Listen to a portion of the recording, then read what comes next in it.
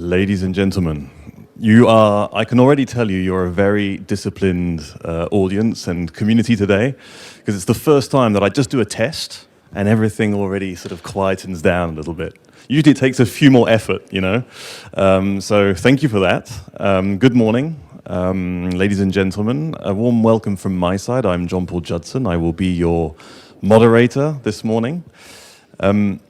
It's interesting when you're in a DG research environment, in a research environment, when you're thinking about research, usually you're imagining that you're anticipating the future, innovating and preparing for the future. When it comes to this topic today, it feels very much that we are somehow assessing the present with issues related to human exposure to micro and nanoplastics. And I'm really curious to see where the discussions will be going today when we're hearing from research projects that have tried to also come up with policy implications from their findings and what that means for all of us. And I was just wondering, maybe just to get a sense of who is actually here this morning, this disciplined audience, who is from the research community? Okay, so a good majority from industry, let's say, industry sectors or representation, okay. Civil society, maybe, NGO, civil society, okay, a few. Policymakers, a few policymakers, okay, and I guess a few policymakers maybe will be listening in from above as well. Am I missing out on anyone? Any sector? No, okay, brilliant. So I will just briefly take you through the agenda and a few housekeeping rules. So we'll be getting a little introduction to the whole CUSP cluster, the policy implications from the different projects. And we'll also be hearing from the European Commission on the policy and evolving policy landscape that will be impacting these issues. We will then have a coffee break, which will be done over here. And in the second part of the morning, we'll be hearing from different stakeholder perspectives on what they see as being some of the main outcomes of these research projects for them. And we'll finish off the morning with a panel discussion.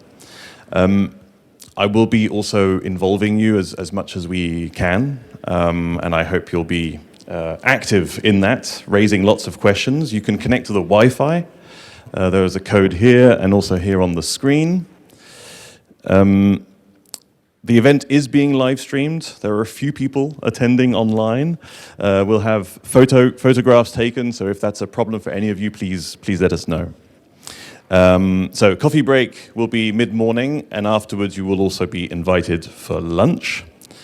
And we will make sure to give enough time for questions, okay? So I'm sure you will be very respectful in the way you ask and comment on anything. Also, before we go there, just toilets are over here, around the back. Okay, that can be useful as well. And so I thought we'd just start straight off the bat.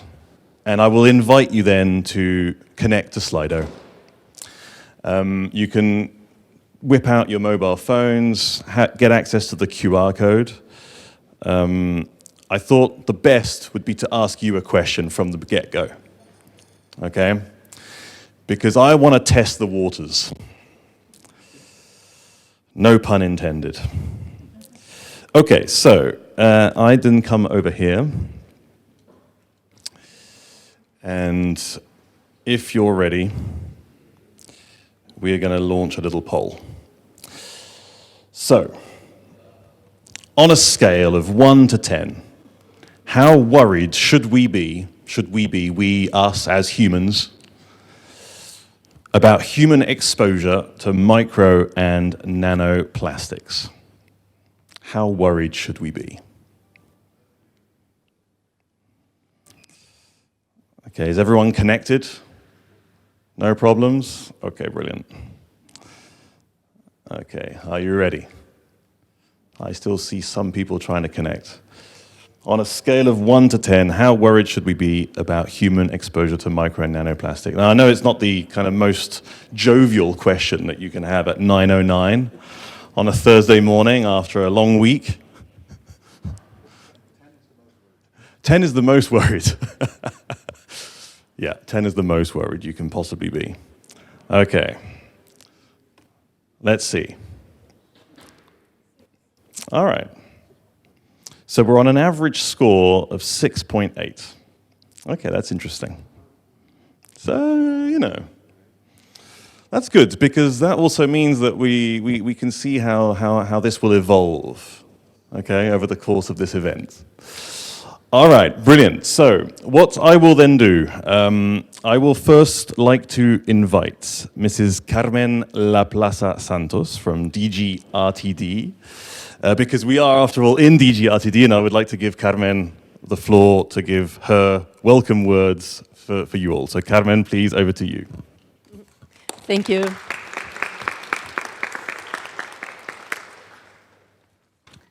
So indeed, welcome to RTD, as the Wi-Fi says. This is our key. So good morning, everybody. It's really a big pleasure for me to welcome this morning, on behalf of the European Commission, to this CUSP Final Stakeholders event. And for those of you who were during the last 1.5 days in the scientific event, nice to see you again. To this morning, I will stay with you. I'm really looking forward to discover all the great work you have been working during these years. And for those who don't know me, I'm the head of unit of Health Innovations and Ecosystems, which is the unit in DG Research and Innovation who is developing policies and implementing policies in the field of environment and health research. So I'm very happy to be opening this event, and I still remember personally when we opened the cluster, the first meeting of the cluster. It was basically more or less when I joined the unit, this Health Innovations and Ecosystems unit as head of unit. So I remember very well. I think it's one of the first clusters I opened, and it was difficult to imagine at the time how many fantastic products, materials this cluster was going to produce. Me, and especially my colleagues who have been working very closely to you during these years, are very proud to see how important and impactful work has been developed by all of you. Because the topic and the issues that are being tackled by the research groups that are part of the cluster are very challenging. Micro and nanoplastics and their impact on health is a very pressing topic with quite a lot of media coverage, and also with continuous development in the field, but also a lot of concerns, new concerns. So the Commission has done a lot in terms of developing a policy framework to protect us, to protect also the ecosystems from micro and nanoplastics pollution. And of course, EU-funded research and innovation has been there in every step, supporting the ongoing legislative process. So basically the message I want to share with you this morning is that our commitment to continue doing so. We will continue to fund environment and health research and innovation in the years to come. We will continue to provide the necessary evidence and data to ensure a healthy environment, safeguarding public health to the best of our ability. We will continue also to work with the scientific community to respond to research needs of the years to come. So really, as I was saying, very excited to hear and discover all that you will present today, and also very happy to welcome this group of stakeholders that are also looking forward to discover the achievements of CUSP cluster. So just very briefly, let me thank you all for coming. A special thanks also to the organizing teams on behalf of the cluster, and also to our own team here in the Commission, because their help has made possible today's event. So just thanks, a big welcome from our side, and wishing you all a fantastic event. Thank you. Thank you very much, Carmen. So we will now be hearing of the CUSP cluster itself.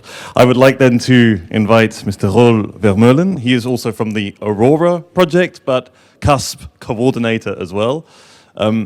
Rol, where did you position yourself on this chart? as disciplined, I put my phone away, so I actually couldn't put myself on the chart. But I would, I think, be somewhere in the middle as well, perhaps a little bit on the lower side, but we'll get into that discussion. Okay, brilliant. Can you please tell us something then about the CUSP cluster? And you can maybe come over here and that way. Yep. There you are. Okay.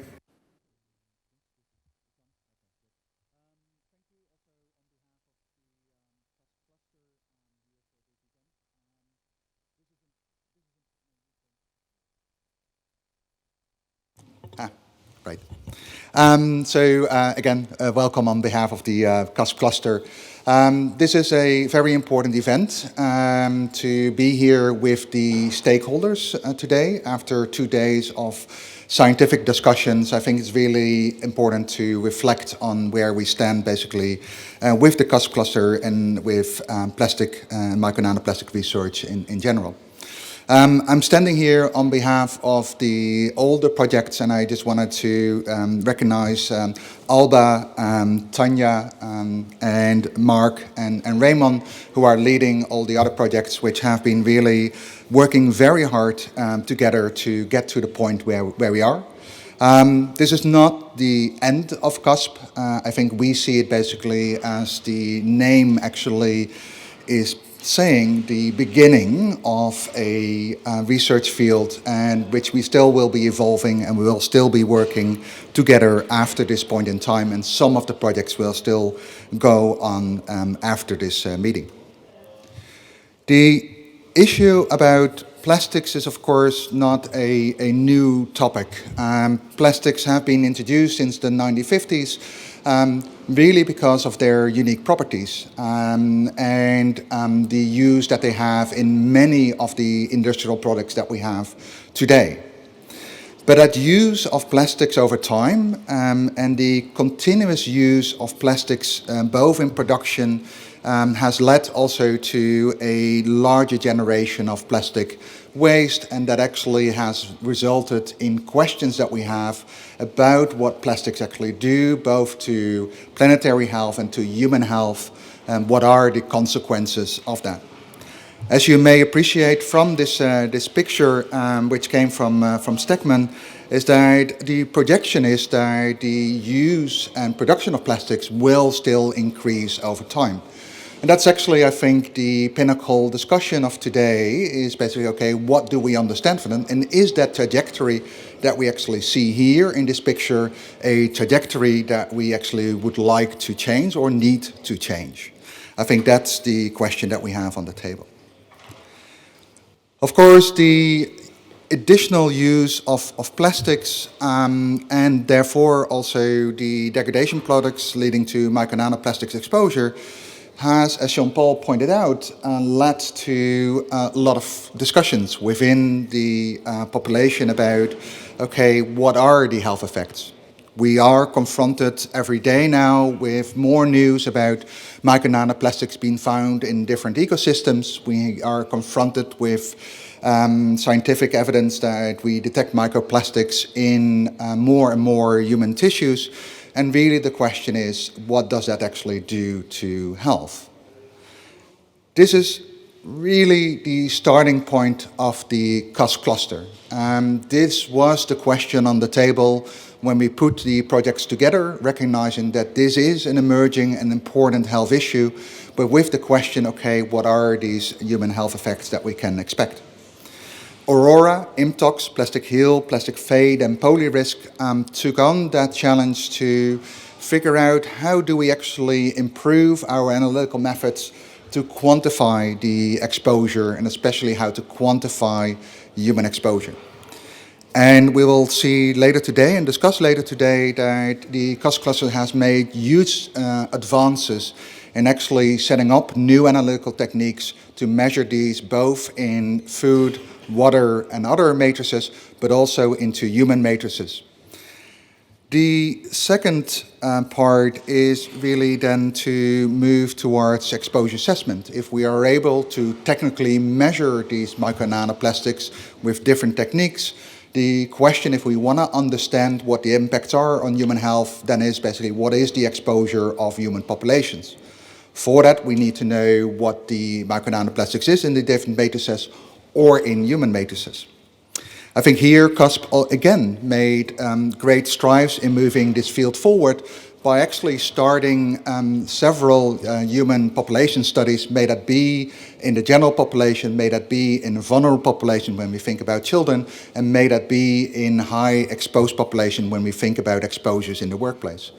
By doing that, we actually have now, for the first time, more and more reliable information about what the human exposure is to micro-nanoplastics. A critical piece of information that we need to do for risk assessment.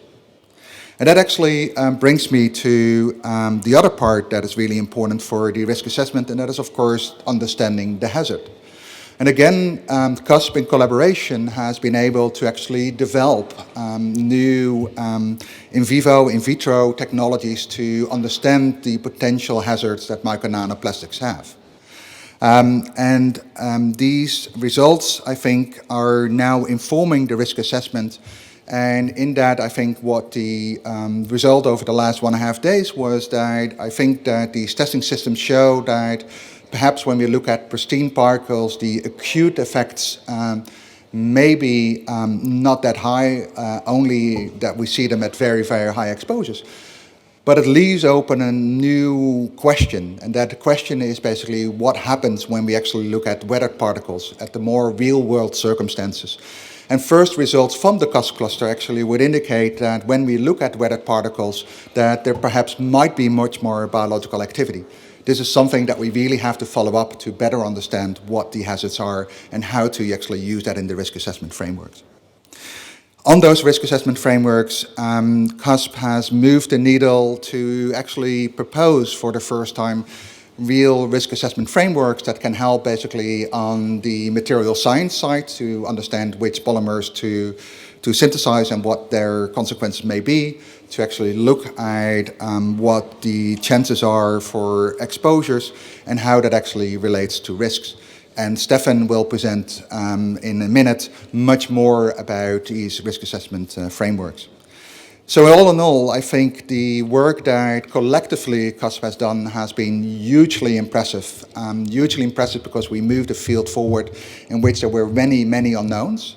We recognize that there are still unknowns, but we also recognize that we actually have been able to answer many of the unknown questions we had when we started. With that, I'm really thankful for the CUSP cluster, of being part of the CUSP cluster. And I would just like to, again, extend my gratitude to everybody that's here, especially the stakeholders. This is important for us because we basically, as the legacy of CUSP, are producing two main documents. The main documents that we are producing is a roadmap for micro-nanoplastic research, which basically identifies for us still the scientific gaps and questions that we have. We have vetted that roadmap in the last 1.5 days, got inputs on basically how to improve that. But for us now, it's a time to reflect to the outside world and get input basically on the utility of the roadmap. Do we understand what is there?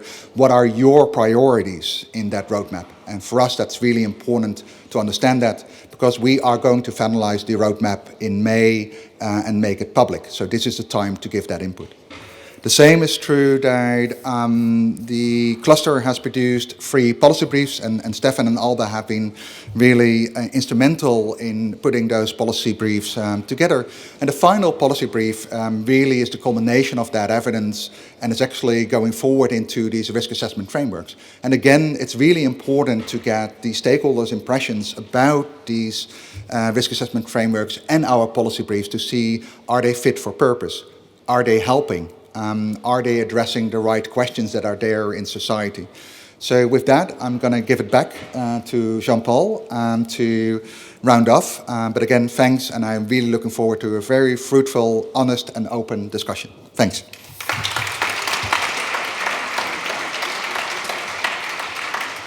Maybe just a quick question, Roel, because you talked about the historic evolution, the increase in plastic production at the beginning.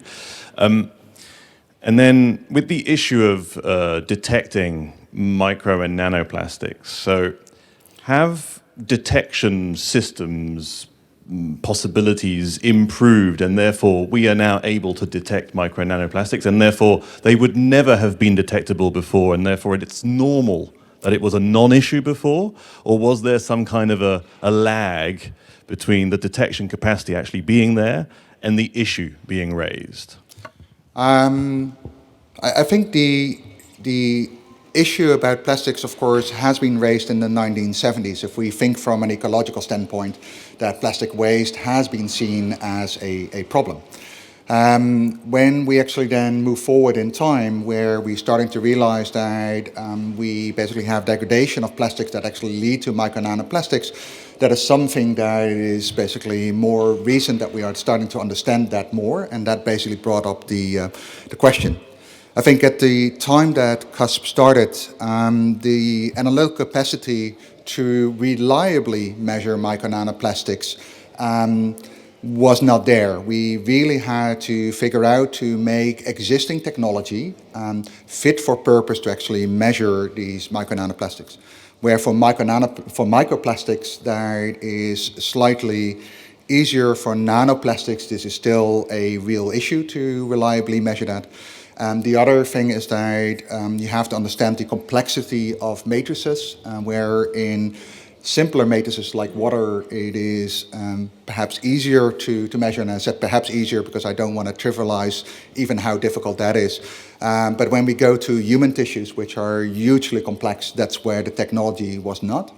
Now we have that technology, we know what we have to watch for, and just to be also frank, the lab's also full of plastic, so we have to really think through contamination issues and how to deal with that. Thank you. Interesting, thank you. So we will then move on to the roadmap that you mentioned, and I would like then to invite Mr. Raymond Peters. Please welcome Raymond. Thank you. So, good morning also to all of you on behalf of myself. And if you think about it, to have a roadmap, it's actually a bit strange that we have a roadmap after we had traveled for 4 years. But we didn't just wander around. Luckily, we had the CUSP working groups that sort of made sure that we were on track and came to where we are now. And the last couple of days, 1.5 days, we discussed all the inputs for the roadmap. But we worked on the roadmap already since summer last year, and we had some discussions and some versions, and now we are happy to show it to you. Knowing that it's not perfect, we have to improve, but hopefully we also get input from you as stakeholders, so that we really have a document that will guide us to the next decade, I think. So the idea is of the roadmap, of course, that we present the current knowledge, identify or show the gaps that we have identified, but also come with recommendations on risk assessment. And as Roel mentioned, particularly Stefan will present the risk assessment frameworks that we have designed. But also we would like to mention the priority areas. And that's also a discussion we had yesterday and before. We still have to think about what should be done first. Although we have a faint idea, that's maybe part of the discussion today as well. And of course, we hope that with a roadmap we can help you to make decisions and come up with new leads for research. Well, this is already shown to you, and actually that's the 5 projects, but on the right you see the topics of the roadmap. And the topics are about analytical methods, about exposure assessment, risk assessment, and hazard assessment. And also last couple of days I mentioned a few times that there's a buzzword. And you will recognize the buzzword, and I will not say it today, you can just see and how and whether you can recognize it. But to introduce a little bit of the work, we have studied exposure to micro nanoplastics via different routes. We focused on inhalation, we focused on oral exposure, and a little bit on dermal exposure. And we looked actually at different aspects. We looked at effects of particles on different systems, so hazard assessment. We also paid a lot of attention to exposures and actually tried to also identify microplastics in different samples, which is really, oh, sorry, I know. I don't know who that is. It's The Hague. Sorry. And we looked at different aspects. We looked at allergy, we looked at early life effects, we looked at inflammatory responses, etc., etc. This is a slide you can hardly read, but it shows you how much thoughts we had about the different aspects of M&P exposure assessment. You will probably get the slides, right? So we paid attention, as mentioned, to different exposure scenarios. We tried to harmonize different detection methods, which was a great effort and also great achievement in the end. We did a lot of M&P characteristics. We collected a lot of data and realized that we should combine all these data in a fair way, because we have a legacy in this. We would like to present the data to future projects and to future endeavors to test the M&P effects. And all over, this is also a very busy slide, but it tries to combine all we did. So we looked at exposure via air, water, food. We looked at polymers. We looked at shapes of M&Ps. We looked at contaminants, chemicals in plastics. It's a very complex field. And we didn't actually know what we started at the beginning, but we used all our techniques from in vitro to in vivo epidemiology to look at hazards. But of course, we also looked at exposures and took environmental samples, did analysis, etc. And all that was brought together in our risk assessment frameworks. We have 5 different ones. But we feel that they are really linked to each other, and that's what Stefan will show later. And with that knowledge, we hope we can help policymakers and regulators to make decisions. But we also realized that we are not yet there, and that's why we have this roadmap. And what we intend to do is to show you the research needs, and on top of everything is analytical methods. There's a lot of harmonization to do. Think about QA and QC analysis. We need to harmonize methods. We need to harmonize reference material, because in the beginning it was really difficult to get standard plastics material.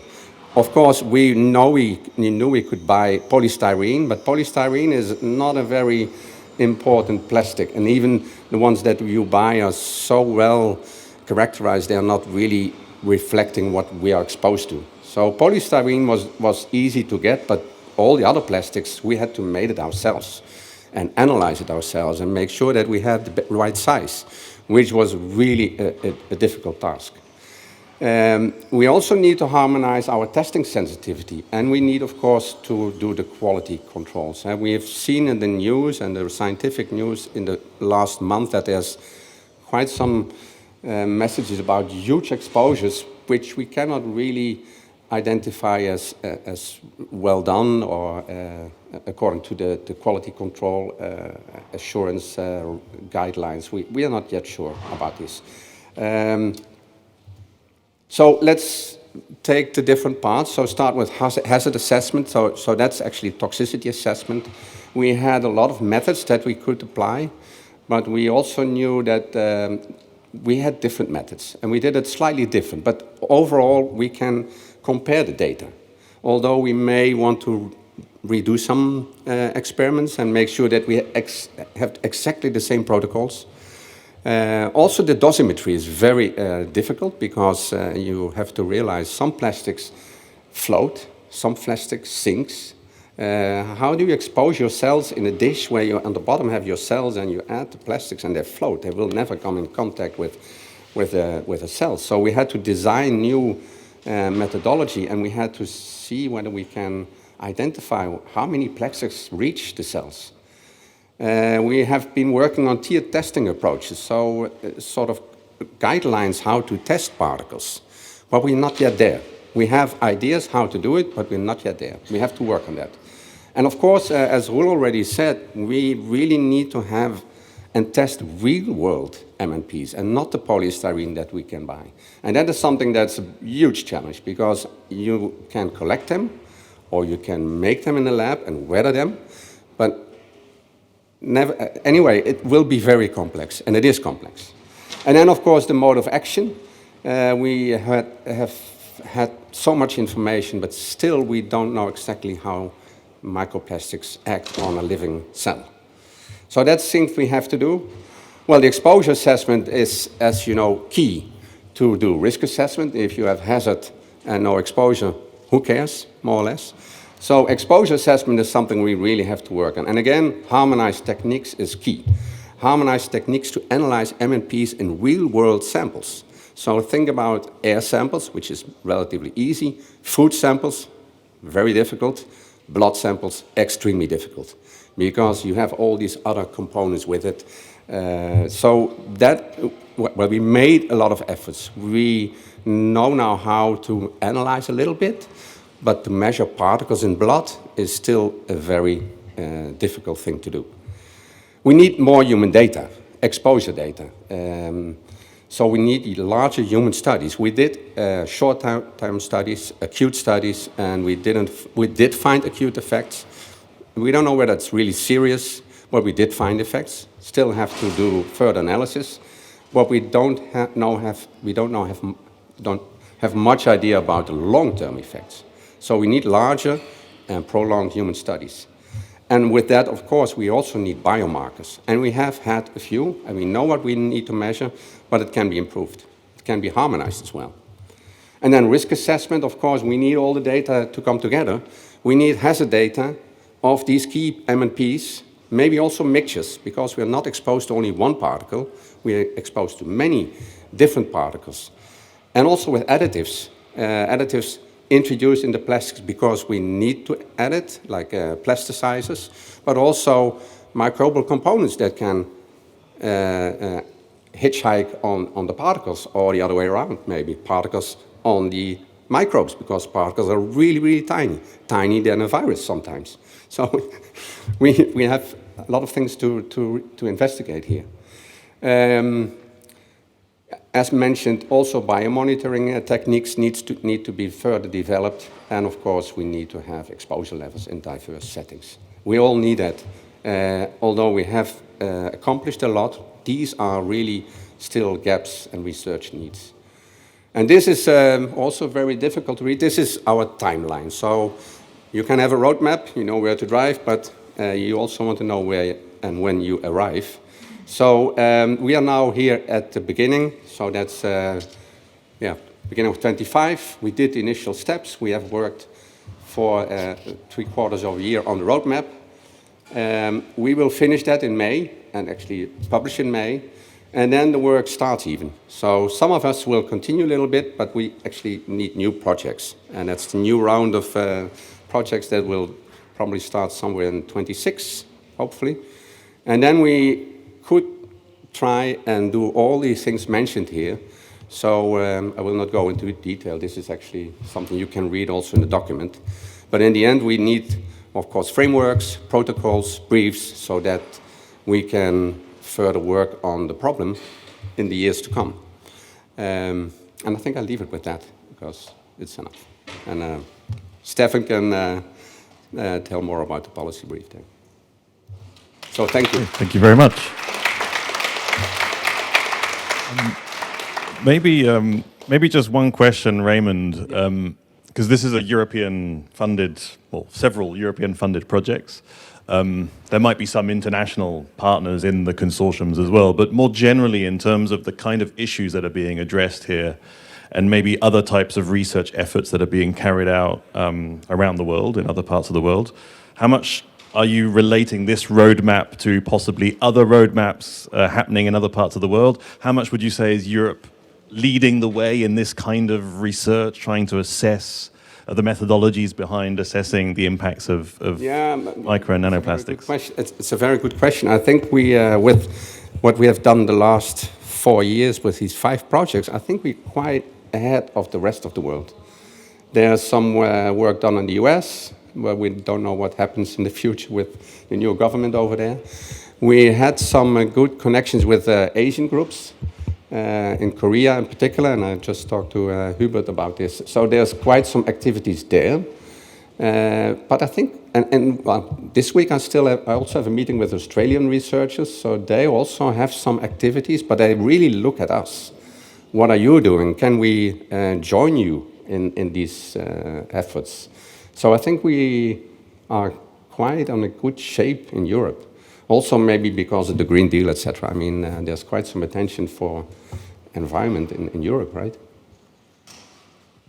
Okay, brilliant. Thank you so much. So our next speaker will go a little bit further into the policy brief outcomes of the CUSP project. So please welcome Stefan Foss Hansen, also from the Plastic Heel Project. Please. Yes, thank you very much for. So thank you very much for the nice introduction. So I'm here to present the policy brief that we have prepared as part of the work that we've done in CUSP. And my main focus will be on the third and final policy brief that we're preparing and that you have been presented a draft on. But it's important to realize that the third one is part of a family of policy briefs that we've prepared throughout the process of the last 4 years. And they have had different focuses. So the first policy brief that we did pretty much when we started was to kind of explain how we in CUSP would address the key regulatory gaps that different DGs had identified and presented to us at the first meeting that we had in ISPRA.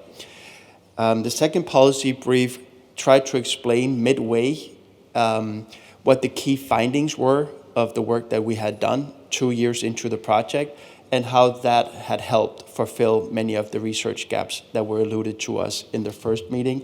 And then the final policy brief that I'm presenting today is about the key findings, but also trying to really use those key findings to formulate policy recommendations that we hope that the Commission will pick up on and implement, basically.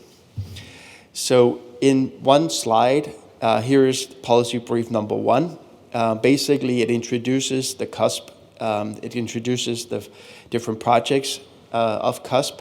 And then on the right-hand side of this slide, you can kind of see the main outcome of that policy brief. Basically, it's identifying in the first column all the different policy areas in which our work is relevant and where we planned to produce data and information that was valuable to regulators.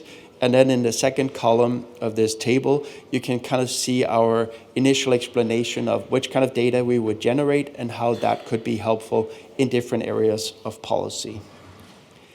In the second policy brief, we took it a step further. At the time, we had published about 60 to 70 scientific articles, and we basically looked at all of that work and tried to pinpoint exactly what kind of information had we generated, for instance, on CMR, reproductive toxicity, and so on, and where did that fit in, and how did it address the original knowledge gaps that were identified by regulators and communicated to us. So in that table that you see on the right-hand side here, you can kind of see that for instance, in regards to the Zero Pollution Action Plan, there's like a whole range of different endpoints where we have actually generated information that could be used directly into the Zero Pollution Action Plan. And then to a varying degree of relevance, you can see that the table has been filled in with different kinds of crosses. So moving on to the final policy brief that I'm here to present to you today. In this policy brief, we focus not so much on the the effects and hazards that we have identified, but more on the risk evaluation frameworks that were also a key part of the deliverable for all the 5 projects in the CUSP cluster. You can see here on the right-hand side, the right-hand side, that it starts off with a lot of information about the basic properties that are related to hazard identification. Then we have like the classical schemes related to hazard characterization, exposure assessment. But then in the bottom part of the chart, that's where the main focus of the policy brief is also related. It's on these evaluation frameworks that each of our projects have developed. And that's kind of how we see them also fitting in. So just as we have a family of policy briefs, we now also have a CUSP family of risk evaluation frameworks. And I'm not going to be able to give any of the frameworks due credit in this short presentation, but I do want to mention them one by one just to communicate to you how they might differ in their scope and their objectives, and also in the way that they could potentially be applied in the future. So the first framework that we have is the Aura framework that focuses on early life health risks of nano and microplastics. And it's a critical framework to understand the risks associated with plastic degradation, environmental release, and end-of-life stages. We have the IMTOX project that focuses on health outcomes such as allergies and asthma, trying to link nano and microplastic exposure to immune responses, and thereby provides a lot of insights into the risks during the active use of various consumer products that contain plastics. We have the plastic fate decision support system that is designed to estimate risks based on the properties of polymers and focusing on early indicators. It's highly relevant during the early material development design stages and also the R&D processes that takes place. We have the polyrisk framework that focuses a lot on inhalation exposure at the moment, but can be expanded to other routes of exposure, that tries to integrate toxicological assessment with micro and nanoplastics of diverse morphologies, and can primarily at the moment be used to assess occupational exposure and industrial processes of micro and nanoplastics. And then finally, we have the plastic risk CAT framework from the Plastic Heal project that tries to categorize nanomaterial, micro nanoplastic hazards into a radar plot and trying to communicate in a simple way all the information that we have generated in the different projects.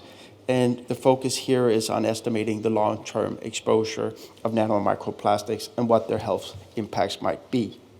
So you can easily see here that we have a family of different frameworks that have different scopes, they have different perspectives, and that's been one of the key questions that we've been like trying to solve here in the end of the process is how do we actually merge or make most use of the strengths of each of these frameworks. So you can see here on the left-hand side we have like the family of different frameworks. And then on the right-hand side, there's an early attempt to kind of see how do they actually fit together. So we have like this visualization of the human body where you can see that some of the frameworks that focus on maybe inhalation, exposure to micro nanoplastics for food, they might be more relevant when you're trying to assess those kinds of risks. Whereas if you're more interested in a more holistic assessment of what the risk might be, then you could refer to other frameworks. And I think that's kind of the process that we hope to still achieve in the final months of the project, is to come up with a good plan for how do these actually fit together, and when and how can you use the different frameworks in the process of designing your materials or evaluating the product that you want to know the risks of. So all of what I've said until now is related to the first half of the policy brief. The second half of the policy brief is related to the policy recommendations that we have also developed. They can be clustered into 5 overall categories. So the first category is strengthening the regulatory frameworks overall.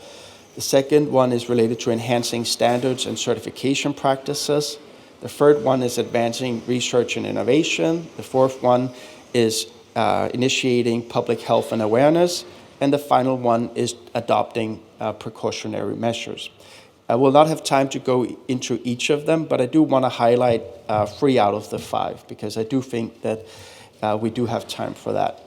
We call for an overall strengthening of the regulatory frameworks that are currently in place.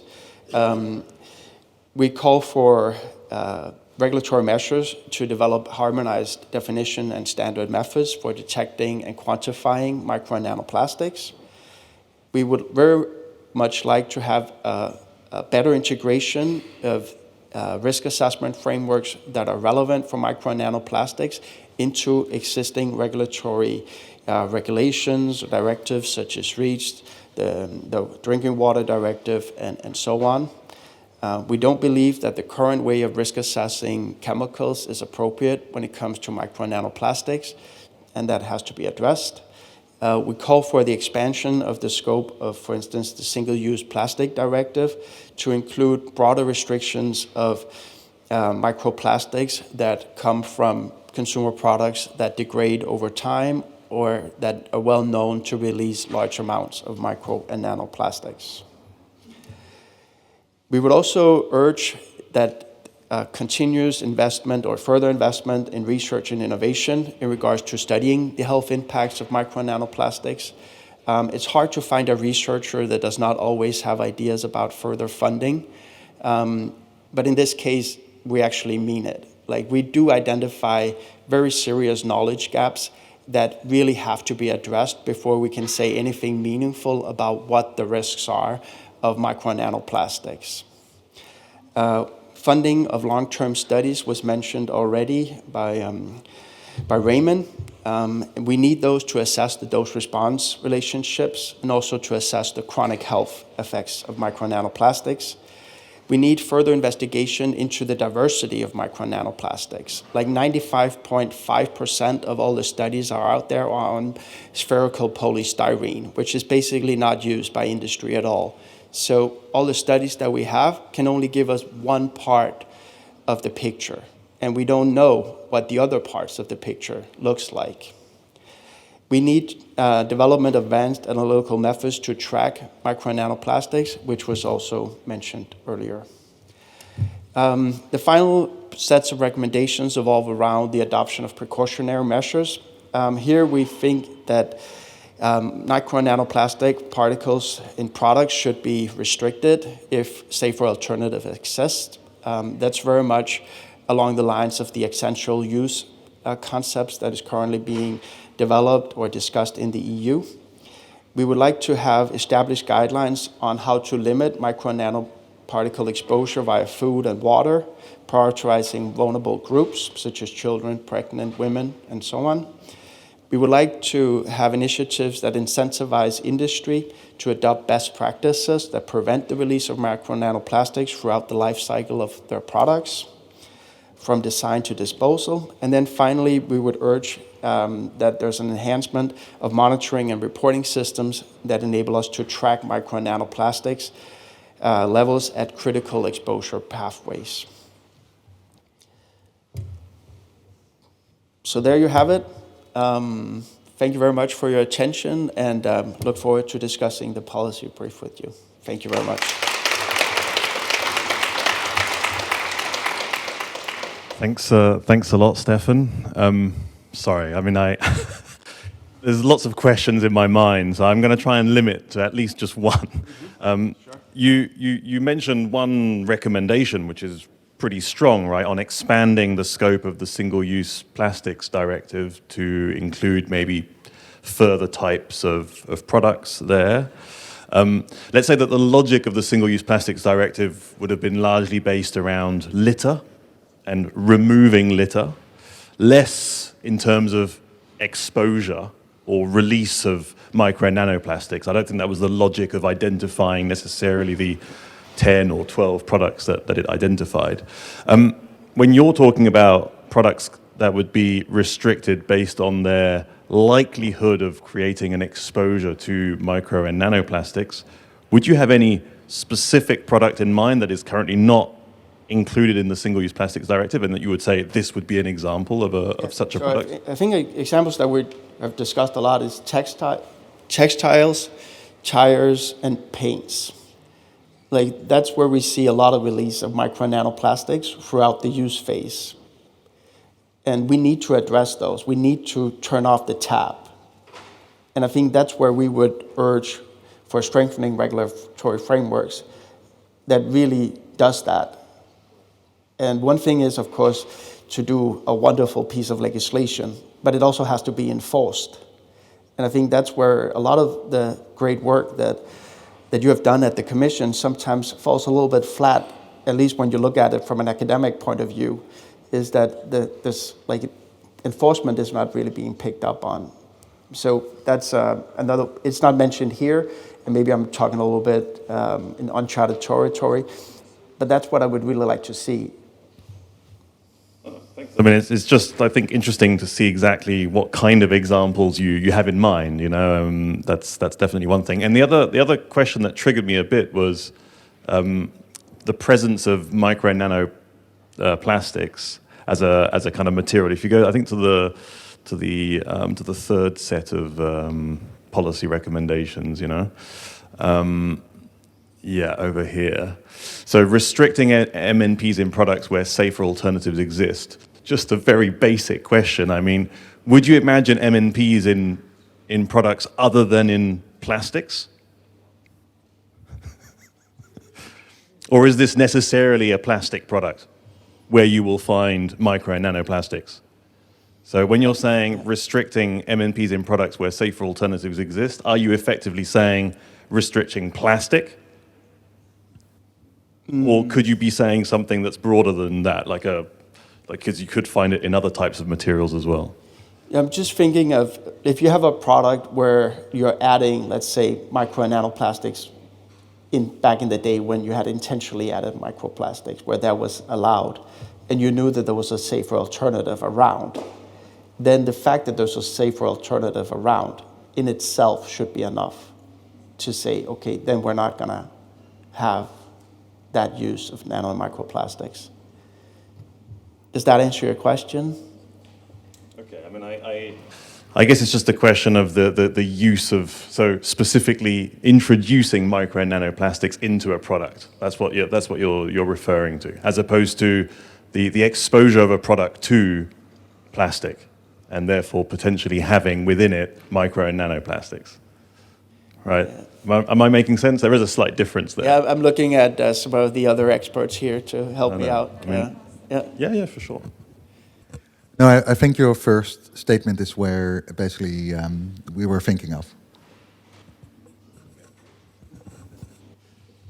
Okay. Any questions, reactions, comments following these three sort of broad presentations of the CUSP, the roadmap, the policy brief? Any reactions, questions, comments, thoughts, reflections, criticisms, further dreams and hopes? Over here, I can, it's fine. And please briefly introduce yourself. Hello, my name is Kjell Austrup Jensen. I'm from the National Research Center for the Working Environment in Copenhagen, Denmark. As far as I can see from the roadmaps and discussions, it seems that it's mentioned, but I think that the area of actual exposure measurement and knowing what the exposure is to different populations in different scenarios somehow is not prioritized in the roadmap as a key topic. And I think one of the first statements was that we need to know the exposure to understand whether there's a risk, otherwise it's not really worthwhile to investigate. So I wonder if it's just hidden somewhere in the text, or if you have some considerations. I can take the roadmap question. So this part where we need to know more about exposure is really key for the roadmap. And it also talks about situations where potentially higher exposures are expected, and that is actually the working population. So that actually is a key element within the roadmap, next to also understanding general population exposures and vulnerable populations. So please read carefully the roadmap, and if you feel that that is under-addressed, then please let us know and we can look at the language there. Yeah, I was also thinking of the recommendations in the policy briefs that's where it's not coming out as far as I can see. Is that correct? I think what the policy brief really tries to focus on limiting exposure. And we don't know exactly what the hazards are now, but there's a lot of initiatives that we can take to limit exposure and prevent exposure. And that's kind of where we have many calls for strengthening regulatory frameworks, adopting precautionary measures, and that's pretty much all focused on trying to limit exposure. There's also some calls for educational campaigns or dialogues with consumers, and that's also all focused on enabling them to make choices about how not to use plastics when it's actually completely unnecessary. Yeah. Thank you. Another comment, question, reaction, thought? Yep, please. Please briefly introduce yourself. Yes, I'm Hubert Didde from the Norwegian Institute of Public Health and also partner of Polyrisk. Yeah, we get a lot of questions from the public. You know, public is really worried about micro and nanoplastics, and especially because of all these papers that are appearing about micro and nanoplastics in the brain and in the placenta and in your lungs and whatever. In each organ there is now micro and nanoplastics. And what it was mentioned by Raymond, but it is indeed very difficult to measure, especially nanoplastics. We cannot measure nanoplastics now in human tissues, and this problem of contamination and interference is really big. So maybe, there should be a lot of effort in setting up these methods, and these are probably not related to research projects, but more an infrastructure to set up an European laboratory where we can measure nanoplastics in a reliable way, you know, avoiding contamination. You need clean rooms, more or less, to do this. And this cannot be covered in a research project for 6 million euros because it's cost a lot of money. So maybe that's something we should also recommend, that there should be a European infrastructure to measure nanoplastics in biological materials in a reliable way and not causing a lot of confusion and anxiety in the society. Yeah, I agree. I think the JRC is doing a lot of work on trying to detect and quantify micro nanoplastics, for instance, in drinking water. At least I remember when we had the initial meeting 4 years ago, it seems that they were presenting 8 to 10 different kinds of projects on meeting exactly that need. But of course, that was related to the Drinking Water Directive. And it was a great example of how regulators actually put a requirement in the regulation or in the directive saying that by January 2024, we want to be able to detect and measure and quantify micro nanoplastics in drinking water. And then all of a sudden, a lot of research actually shifted toward meeting that regulatory need. So it's a great example of how regulation can actually push research and innovation in a field where there's a lack of these analytical methods. Just as part of information, at this moment within the infrastructural calls, there is a project that's called Fairytale that actually has the goal to inventorize basically the capacities for micro nanoplastics measurements in Europe to basically come up to the idea of how can we actually set up these infrastructures for micro nanoplastics assessment. So if you're not aware of the Fairytale project, I would recommend just looking it up. You also mentioned worried consumers, and I think that, of course, it's always a problem when you have a lot of worried members of the public. Like, I'm not a super expert on risk communication, but what really worries the public normally is if you have a risk that you don't know what is, and you can't explain to them what you're doing to address your knowledge gaps. So the public in general is actually perfectly okay with you not knowing what the exact risks are, as long as you communicate that in an honest way. And then where they will really be upset with you is that if you do nothing to address the knowledge gaps. So if they call you in 5 years and you tell them that you still don't know and you've done nothing to address the knowledge gaps that were well known 5 years ago, that's when they become angry.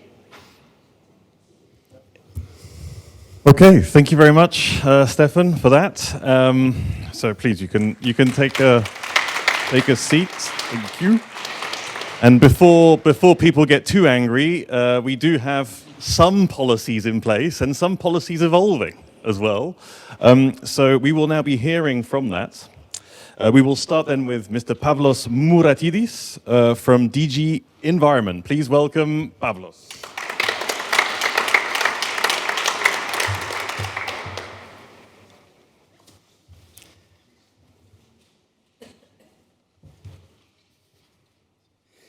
Thank you very much also to the organizers for the invitation and to all of you who are here. I will talk about the EU policy landscape on microplastics. I have to say I'm working in, my name is Pavlos Muratidis, as I was introduced. I'm working in the European Commission and in the Director General for the Environment. But I'm not dealing with plastics or microplastics. I'm dealing with the Drinking Water Directive, which has something to do with microplastics as well. If I'm not mistaken, there are two colleagues of mine here, Andrei Kobe and Lorena, who can also complement what I'm saying in terms of knowledge. Andrei is working in the REACH regulation, and Lorena is dealing with the research.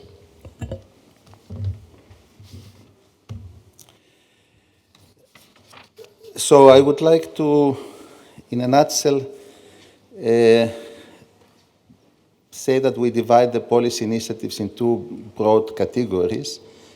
And these go along the lines that were also already mentioned in the morning: intentionally added microplastics, intentionally added to products, and those unintentional releases. There was a basic question in the morning, I think in the introduction by Rule, if we should leave things go ahead, etc., or if we should do something. We're already doing something, and we have a ban restriction under REACH. So we are trying to reduce, indeed, it has not started yet. It was adopted in 2023. It's very recent. But we will try to reduce the use of microplastics. And we do expect, we have targets, we do expect a reduction of 500,000 tons in 20 years. This is at least what the estimates say.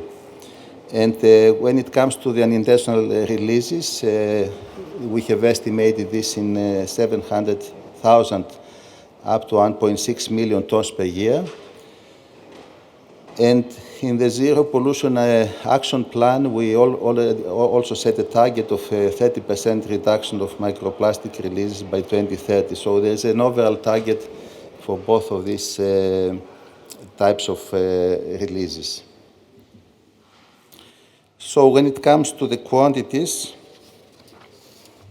I would say that about 145,000 tons of microplastics are estimated to be used internationally in the EU area, and 42,000 tons of intentionally added microplastics are released every year.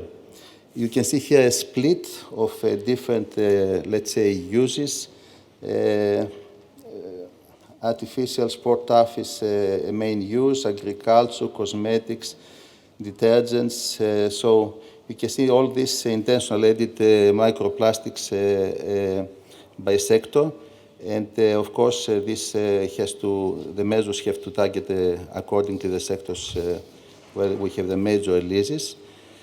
And when it comes to unintentional microplastic releases, actually, I think Stefan mentioned paints, tires, textiles, geotextiles as well. And we have an estimates here of the quantities, lower and higher estimates of the quantities released.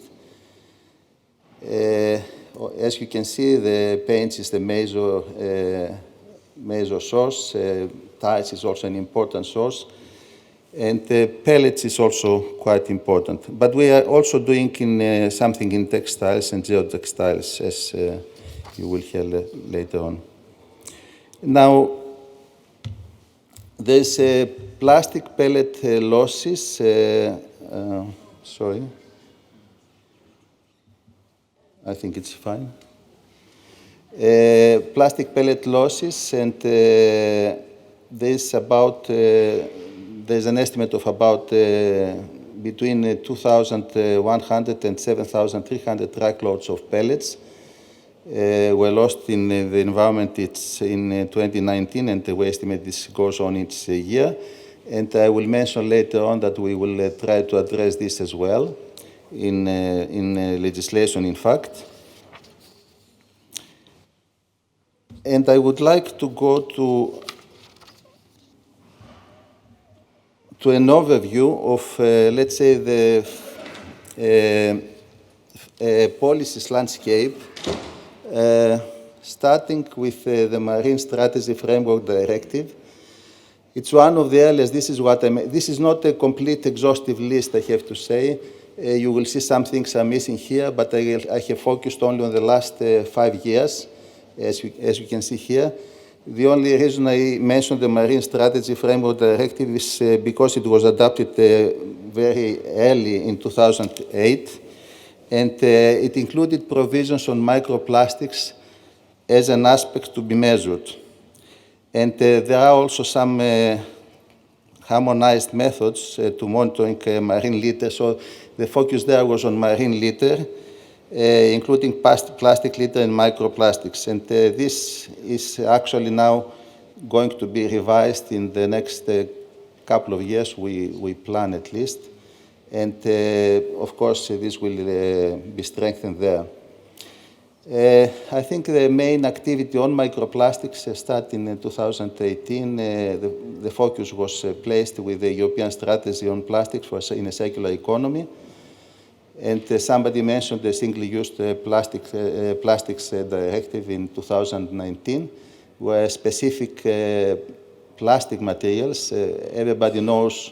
Somebody mentioned about implementation, and everybody knows about this plastic straw. I come from Greece. In Greece, plastic straws are still widespread everywhere, I have to say. So it's true that it's not always implemented on the ground. So the single-use plastics directives try to address specific materials. Then we have in 2021 the Zero Pollution Action Plan.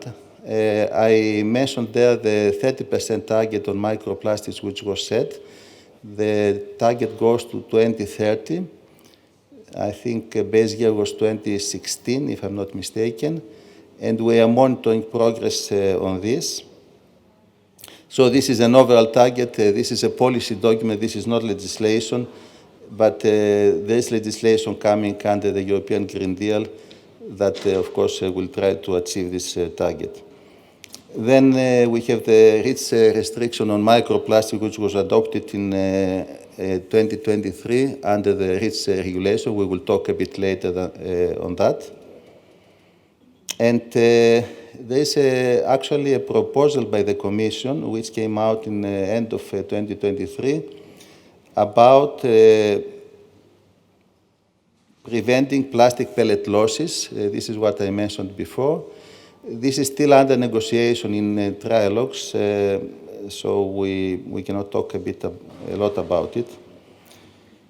And also, we adopted quite recently as well, 2 years ago, 1.5 years ago, I would say, the Euro 7 regulation. Somebody mentioned also the microplastics from tires. This is exactly, okay, it addresses many other things as well, but there is provisions there to address also microplastics.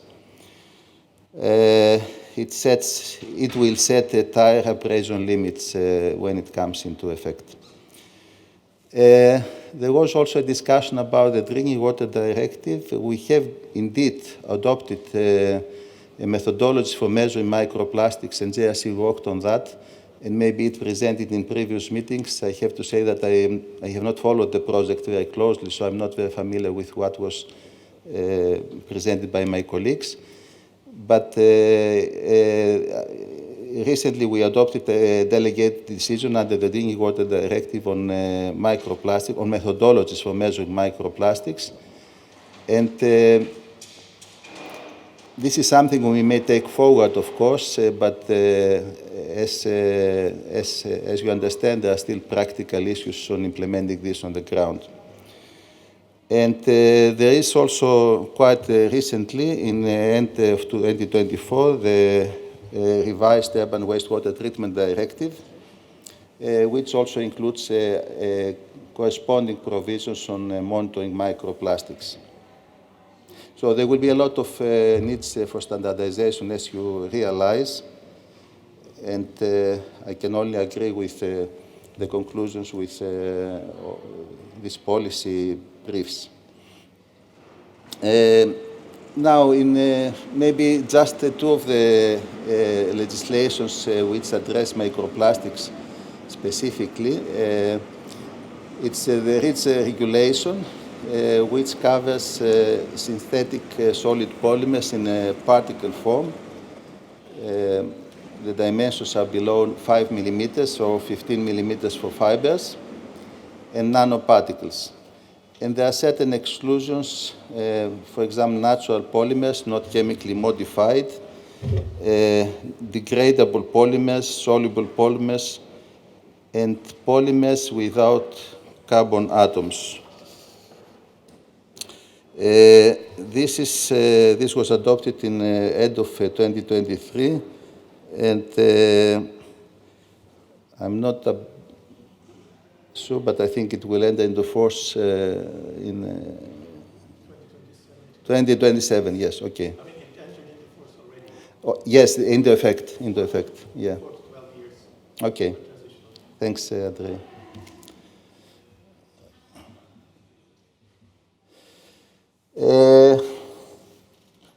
As I said, we have the expert on this here, so if you would like to ask questions, you can do so in later on. But I mean, this REACH restriction focuses on products using microplastics and releasing microplastics, and it even sets a sale ban when there are, let's say, alternatives. If it's not possible, there are some derogations from a sale ban, which allows, also for the sale ban, there are transitional periods. But there are, for those where it's difficult to substitute, there are derogations and instructions for use and disposal, and also an obligation for reporting. So this is somehow a decision which will try to reduce quite a lot, and there is an estimate of 500,000 tons of microplastics that will be avoided in the next 20 years. Yes. And also there are some also inclusions about products and uses where emissions are already regulated for products for which there is no expected release of microplastics, as well as for use at industrial sites. I have to say that this is a Commission delegated regulation. This is taken in consultation with member states, so it's also somehow there's also always a compromise there, because stakeholders are invited, or there's an invitation for stakeholders to provide input and to take, we take, of course, into account their needs. So it depends on the product. And the next legislation, which is quite recent actually, it's a proposal by the European Commission, and it's about the pellets regulation. The idea is to prevent, contain, or clean up. There will have to be mandatory certification by large firms and self-declarations by small firms to assist national competent authorities in verifying compliance. There is a harmonized methodology proposed to estimate losses. As always, micro and small enterprises may have lighter requirements, and there are specific measures for EU and non-EU carriers. I have to say that this is still a proposal by the Commission. As you know, the Commission proposes, but then there's a negotiation in the European Parliament and the Council with the participation of the Commission. And during these negotiations, which we call trialogues, of course, a lot of things can change. So this is something that we cannot take for granted for the time being. But unless there's any surprises, probably within this year this will be adopted. I think the next trialogue is planned for April 2025, in a couple of months.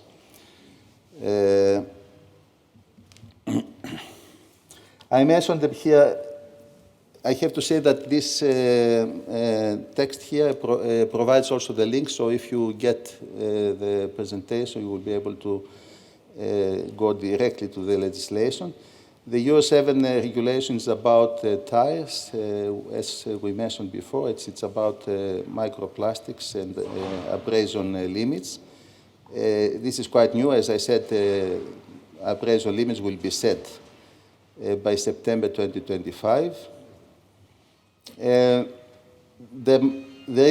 I mentioned that the Marine Strategy Framework Directive includes microplastics as an aspect to be measured. And maybe I can also mention that there is a plan. I don't know if it will materialize, but there was a plan maybe to revise, to review the directive in the next couple of years. Coming to the Drinking Water Directive, I mentioned the methodology for microplastics to be measured in water intended for human consumption. And I may take the opportunity here to also invite you as a project to respond to a very important question for us. For example, exposure pathways are very important in order to be able to proceed. And when it comes to drinking water, let's say we don't know exactly to what extent microplastics in drinking water affect human health. If you have an answer to this question, it would be very helpful for us to proceed. Otherwise, it's okay. As I mentioned, it's a decision which has to be taken in consultation with member states, and they play an important role also and as you know, a lot of this is based on the precautionary principle, and of course, the more research we have, the better it is. And last, the Urban Wastewater Treatment Directive, which was adopted also quite recently, proposes the development of a methodology to measure microplastics in urban wastewaters and sludge. This does not exist yet, by 2027. So as you see in different types of legislation, we have a lot of hooks for microplastics, and as I mentioned, if you would like more information, you can just click the links and go to the legislation itself. I have to conclude, actually, by what is done at international level, and maybe a lot of you know that there's under negotiation at the moment the Plastics Treaty, in which the EU plays a leading role, I would say. And okay, it's still in negotiation, of course, but when it comes, I mean, at the discussions at the moment, both intentionally and unintentionally releases of microplastics should be covered, probably. It will restrict probably uses that lead to emission release to the environment through the establishment of criteria for problematic and avoidable plastics products, what is not absolutely necessary. This is the meaning. And there are some additional measures about design criteria, waste management provisions, prevention of emissions and releases throughout the plastics life cycle, as well as national action plans. Of course, this is more long-term, as you realize. An international treaty has to be taken up by member states, I mean, worldwide. And of course, implementation, of course, is much more difficult to enforce there. Thank you very much. I think this is the end of it. Thank you, Pavlos. So Usually I follow up with a question, but this time you raised the question, so I thought I'd follow up with that question and maybe see if there's a quickish answer.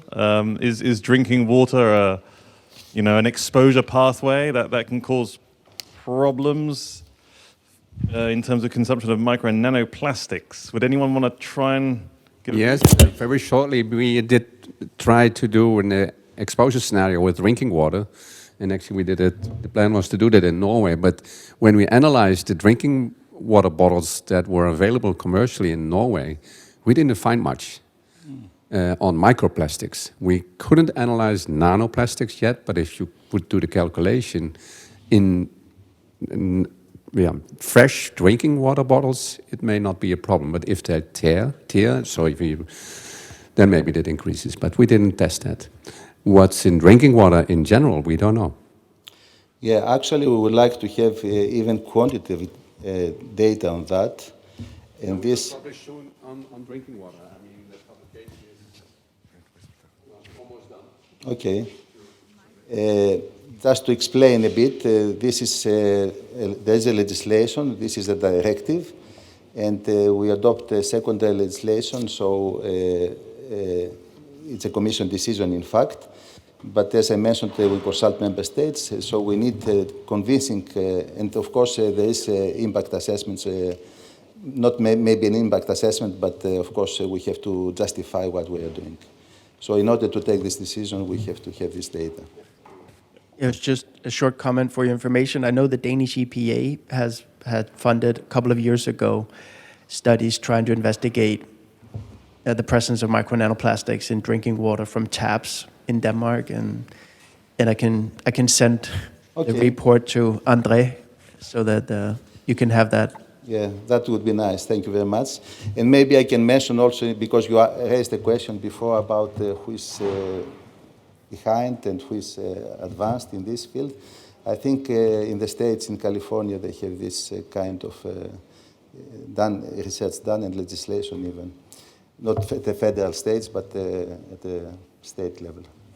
Thank you very much. Brilliant. A warm thank you for Pavlos, who's given us an overview of some of the environmental policies, let's say, around microplastics and nanoplastics. And now we will be hearing from Veerle van Heerden from DG Sante, as we're also talking about human health. So please welcome Veerle.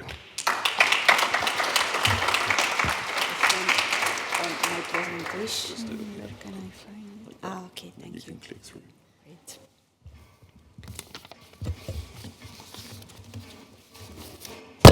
Sorry. Okay, so I'm happy that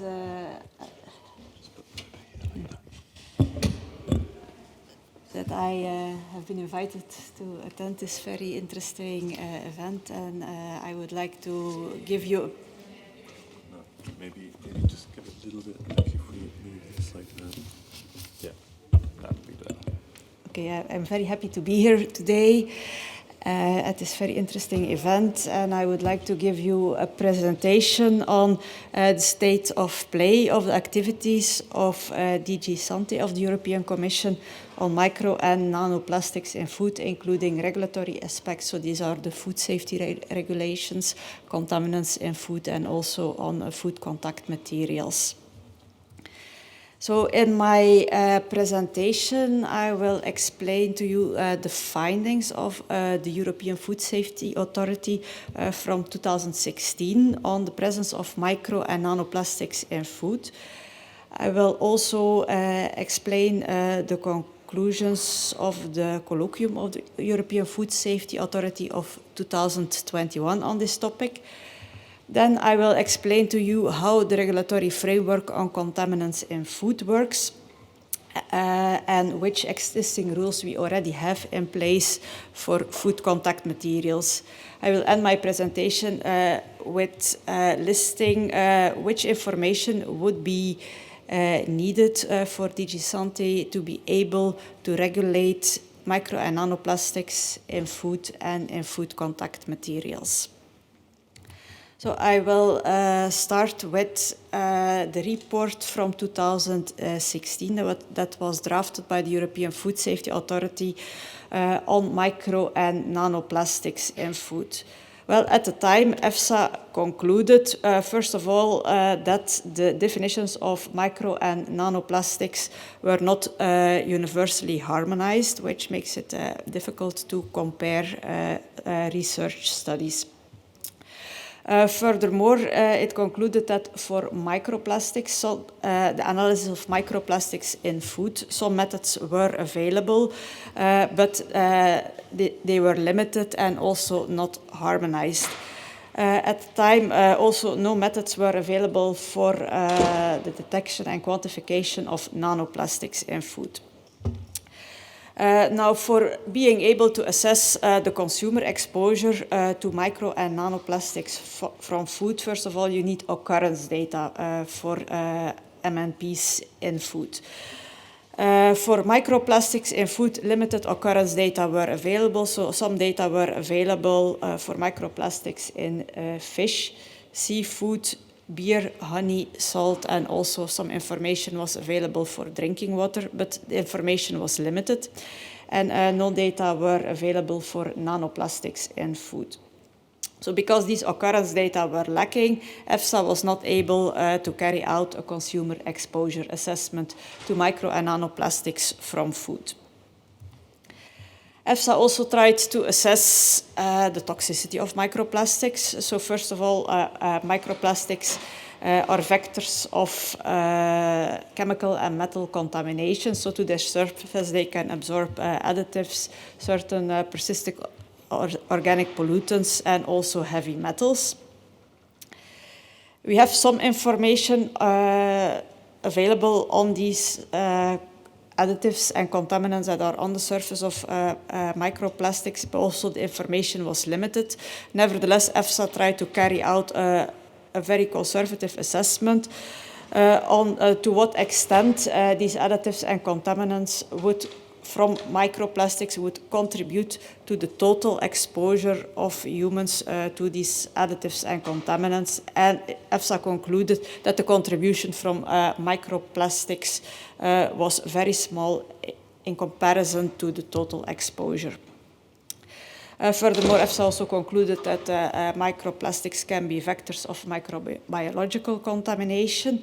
And EFSA tried to assess also the toxicity of the particles themselves.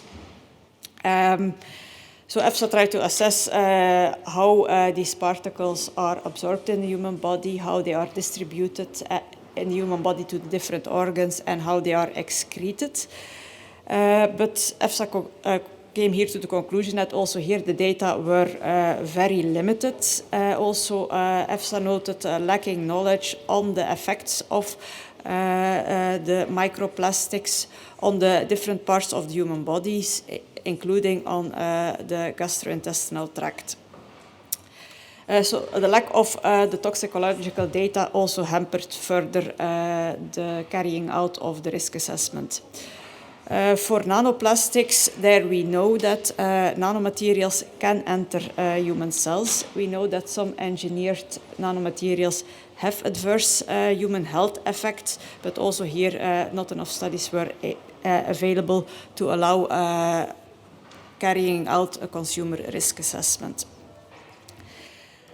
So basically, the conclusions of the EFSA 2016 report was that too much data were missing on occurrence, toxicity, and also toxicokinetics in order to allow a human health risk assessment for micro and nanoplastics from food and drinking water.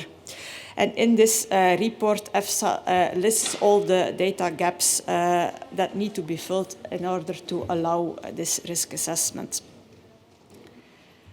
Now, 2016, it's already nearly 10 years ago. So in the meanwhile, in 2021, EFSA organized a colloquium to understand the current state of play as regards the research for filling these data gaps. And also another purpose of this colloquium was to facilitate collaboration between scientists in order to fill these data gaps. And back in 2021, EFSA came to the conclusion that in the meanwhile, some progress has been made. but that the scientific evidence on human health effects was still limited and insufficient for a conclusive consumer risk assessment. EFSA noted that it is still needed to develop and validate standardized analytical methods, which are key for performing research and monitoring activities. We need these validated and standardized methods in order to ensure that the outcome of different research projects are comparable. Furthermore, once these studies would be available, EFSA also needed that more studies were needed on exposure, adverse effects, modes of actions, and dose-response relations. So on this slide is a brief summary on how the regulatory framework on contaminants in food works. So we have a basic regulation, Regulation 315 of 1993, and this regulation explains that food that contains a contaminant in an amount which is unacceptable from a public health viewpoint cannot be placed on the market. The contaminant levels in food have to be kept as low as can reasonably be achieved by following good practices at all the stages of the production. And where it is needed to protect public health, the Commission can establish maximum levels for specific contaminants in specific food items. And all these maximum levels are listed in the Annex to Regulation 2023-915. So this means that maximum levels can only be established when evidence is available that a certain contaminant in food can cause health risks. And then these maximum levels are established on the basis of the available occurrence data following the as low as reasonably achievable principle. So we try then to set the levels as such that the products that are the most contaminated are removed from the market, and this reduces then the consumer exposure. Now, so far, no maximum levels have been established for micro and nanoplastics in food because I explained to you in the previous slide. So the European Food Safety Authority so far could not carry out a consumer health risk assessment due to lacking data. So in order for DG Santé to be able to regulate micro and nanoplastics in food, it would be important that these data gaps get filled so that EFSA can carry out its consumer risk assessment. And then if EFSA concludes that there is a health risk, we might consider maximum levels for micro and or nanoplastics in food. Then I also have a slide in my presentation on the existing rules for food contact materials. So some general rules are available that need to ensure that food contact materials are safe.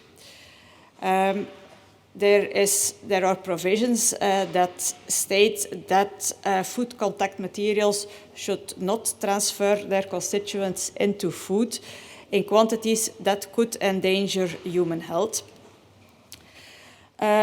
Substances in nanoform can only be used in food contact materials when they are explicitly authorized.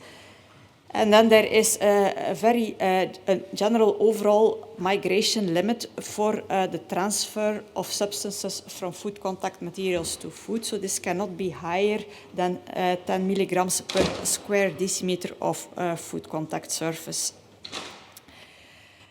At the moment, no specific migration limit is established for micro or nanoplastics from food contact materials to food, because in order to be able to do that, we need, first of all, also a consumer risk assessment, and secondly, migration studies are needed.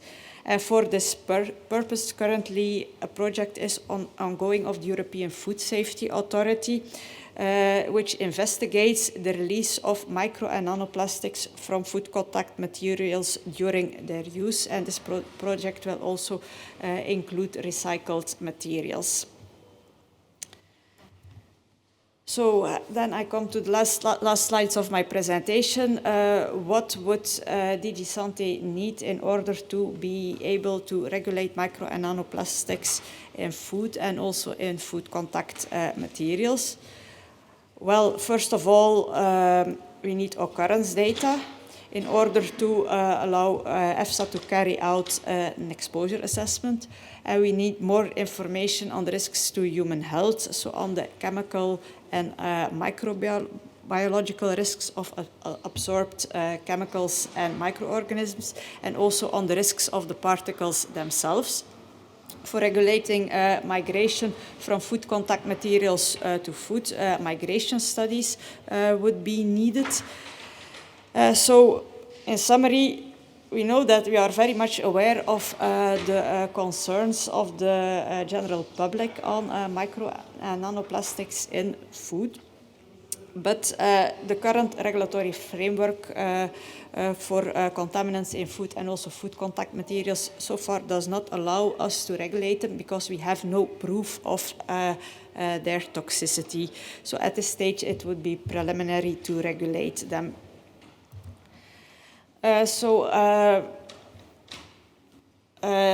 From a DG Sante point of view, the top priorities should be, first of all, to harmonize the definition of micro and nanoplastics, to develop validated analytical and sampling methods, and also to harmonize method requirements in order to ensure that the methods that are used in different research products result in an output that is comparable.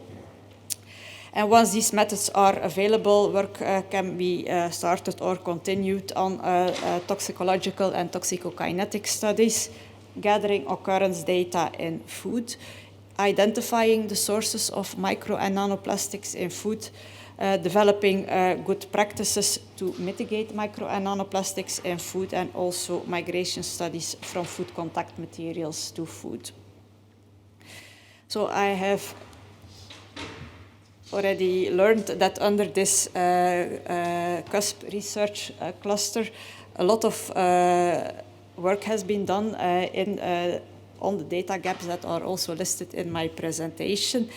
Good progress seems to have been made, but it is also clear that still further work will be needed to fill certain data gaps.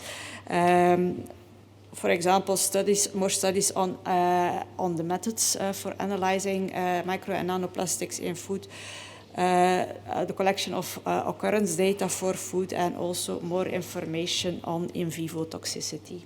So I thank you for your kind attention. Thank you very much, Verle.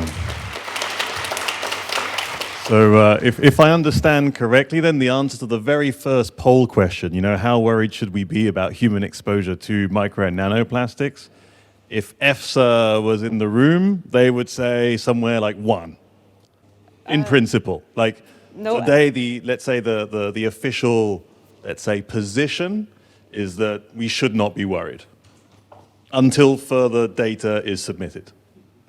That's not actually what I don't think EFSA would say we should not be worried. EFSA simply says we have not sufficient data to prove it that we should be worried, but there are indications of toxicity. This is also the reason why research projects on this are being funded and conducted. So we have indications that we might need to be alarmed, but simply we don't have sufficient proof under the current regulatory framework for contaminants in food to take action, and that's a different thing.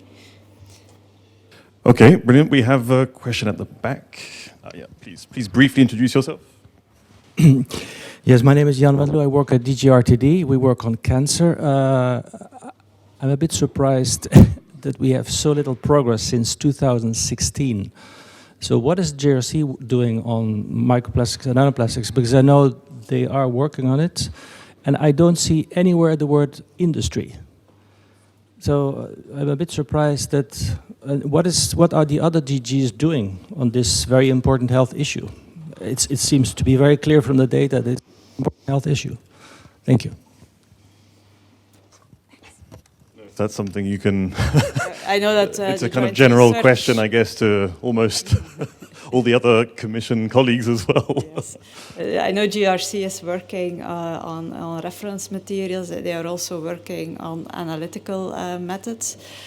I know that also colleagues we have seen the presentation from DG Environment. They are also more working on trying to limit the release of micro and nanoplastics in environment, which is very, very important. So for avoiding further release, you can take a precautionary approach because there are some indications on their toxicity. But yeah, I don't, of course, don't have the entire overview of what all the Commission services are doing in this matter. The fact that the DGRTD also is involved in these, in the funding of these projects also shows their commitment. Thank you. Okay, brilliant. And we will be hearing from a stakeholder perspective straight after the coffee break. So we will have also an industry perspective on this. So hopefully that can also open a bit the conversation on some of these gaps, not just data, but also, also sectors. Thank you so much. Thank you, Verle. Warm round of applause for you for having shared those developments. And I propose now that we then take a coffee break. That will be along here, and we'll have about half an hour, and then we can come back and engage in the debates.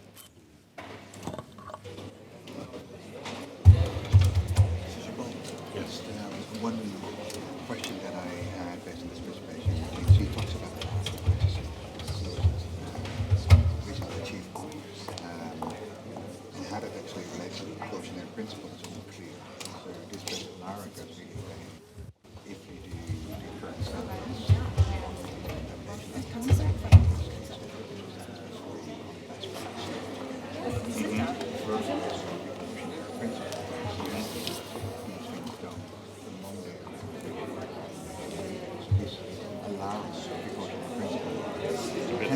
Can be at odds with each other.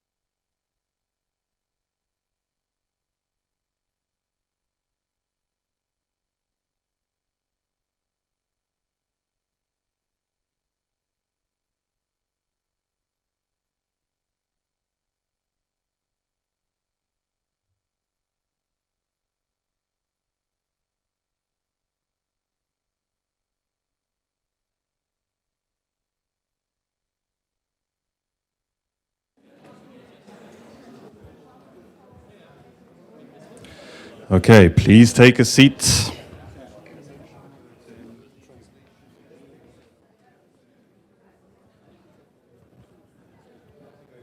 Let's get back to it.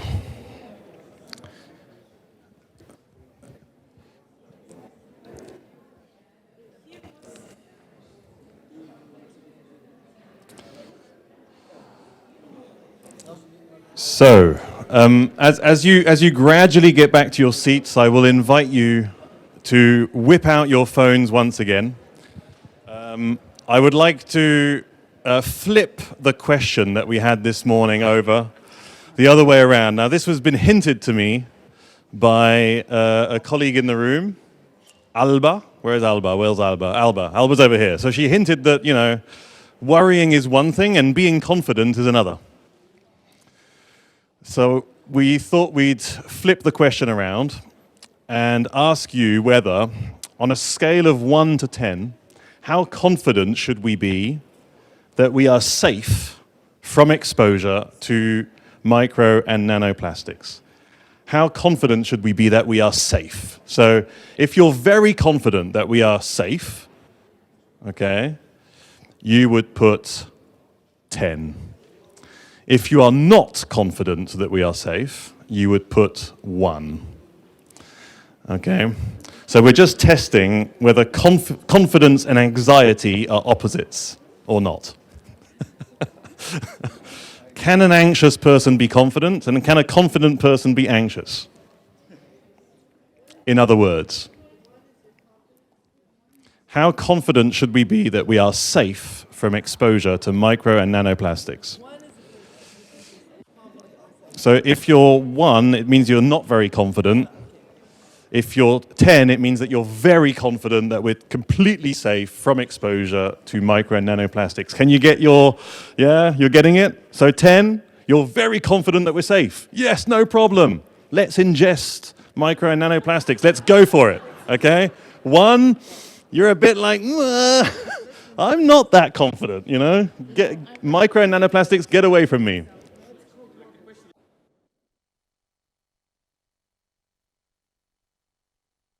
Yeah, okay? So if you're 10, it's like, yay. If you're 1, it's like, a bit anxious. Okay? Are we there? Let's start looking at some results. Ooh. Okay, so we have some anxious people in the room. Although there's a little group, there's a little cluster of people who are still relatively confident. Around 6, around the 6 mark. But overall, we're on a confidence level of 4, and we're on an anxiety level of 7. Right? So we're anxious, 7 out of 10, and we're confident, 4 out of 10, 3.9 out of 10. That's really interesting. So we're more anxious than confident, but we are a little bit confident.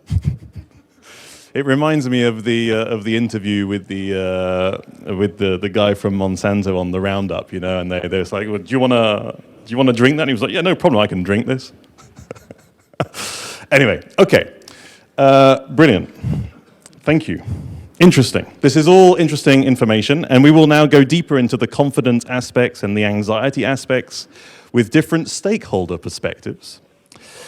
So, having reflected on the outcomes of the different projects within CUSP, the roadmap and the policy brief, so we will now be hearing on from different stakeholder perspectives, and we will be following up then with a panel conversation.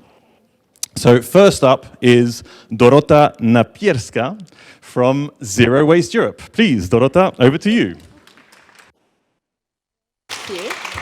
And here. And then I will to change the slides like this one. Yeah. Okay. Then it's hello, still good morning to everyone. Thank you very much for having me here.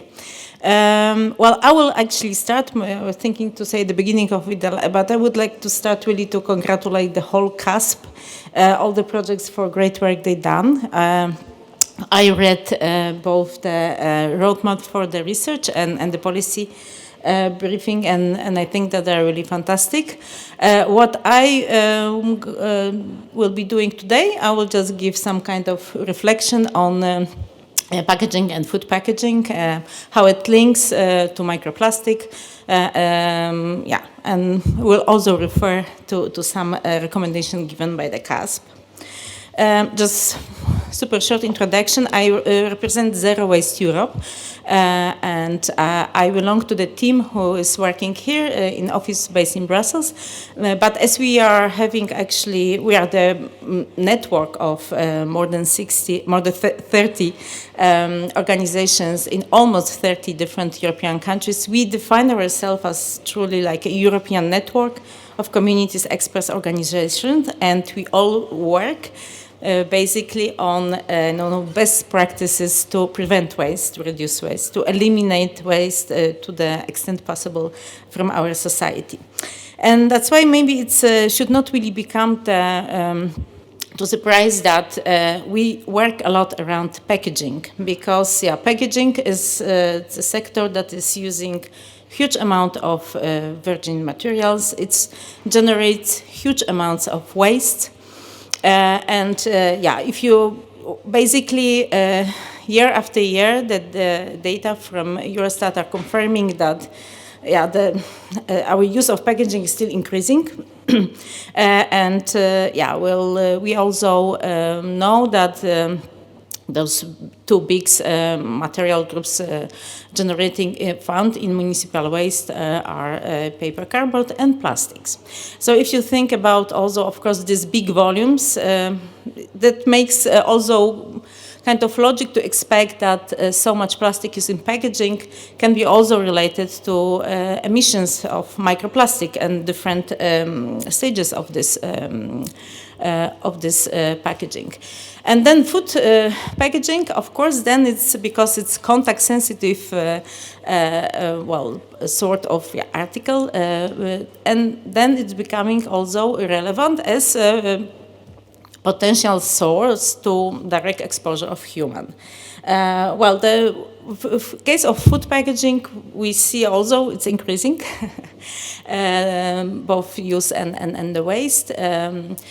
There is a big problem, probably more even seen than in other kinds of packaging, that is really majority is still single use. Since already quite a while, we try to recycle more and more, but it's not really a big success so far. That's something that will probably will be now growing also, because we have the new packaging waste regulation that is actually requiring that every packaging in years to come at some point will have to be recycled at scale. What we also see, maybe this is just a reflection, that with adoption of those single-use plastic directive that was already mentioned a couple of times before, what we see that we see the change on the market, but is it really good change? Because what we see that the single-use plastic is actually mostly replaced by other single-use packaging. There is a lot of confusion actually at the end when you look where the direction of packaging industry is going. So, for example, we definitely see big shift in the paper packaging, but actually majority of this packaging is using still plastic. So there is plastic, single-use plastic is maybe less transparent for the consumers. And that actually would bring me to the first policy recommendation that is also copy-pasted from the policy CUSP policy brief, that we really need, better, we need to promote definitely the use of eco-friendly, maybe we call them more sustainable alternatives to use the pollution.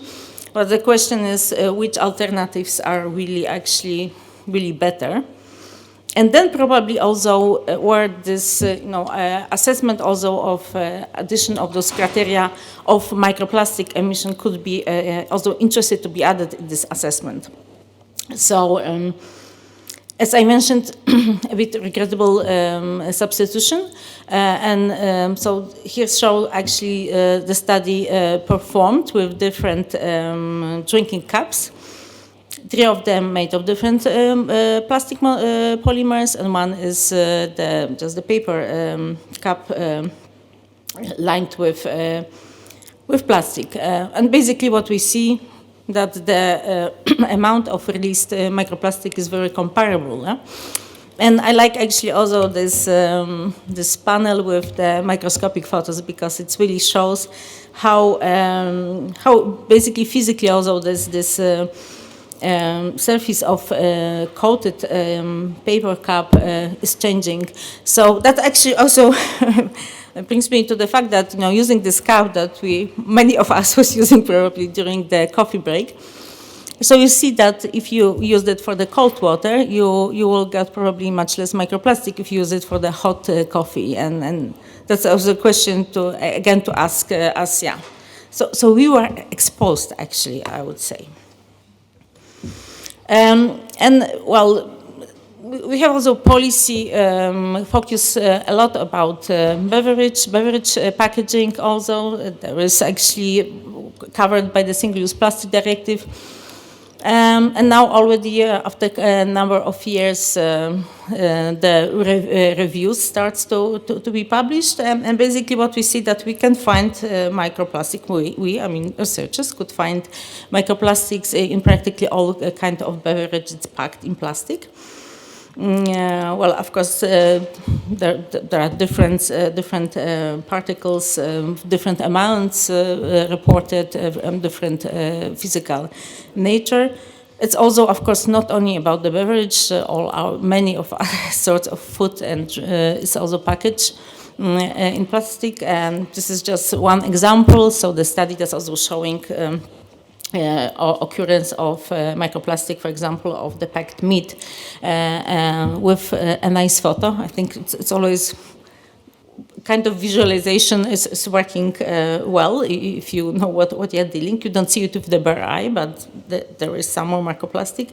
And here also the researchers actually came to a conclusion that these particles were very, really adhered very strongly to the meat, so they kind of make conclusion there's very big chance that we are eating them if we consume the meat.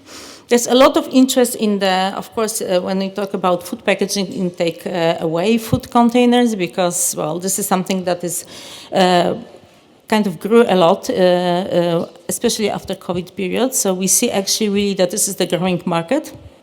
And this is also where you see, of course, a lot of food packed, warm food, food that consumers are also supposed to be prepared at home using microwaves of other sources of raising temperature. And there is, without no doubt, there is also release of microplastic of this from these containers. The question is, of course, as many of us ask ourselves today, so are we consuming this microplastic, and then how much we consuming this? Well, for the first question, I would say there is no, I think we can confirm all, and there is one firm answer, is the microplastic migrating from the packaging? Yes, but how much of this microplastic we are really exposed to, that is indeed a bit more difficult, because I agree that just looking at all different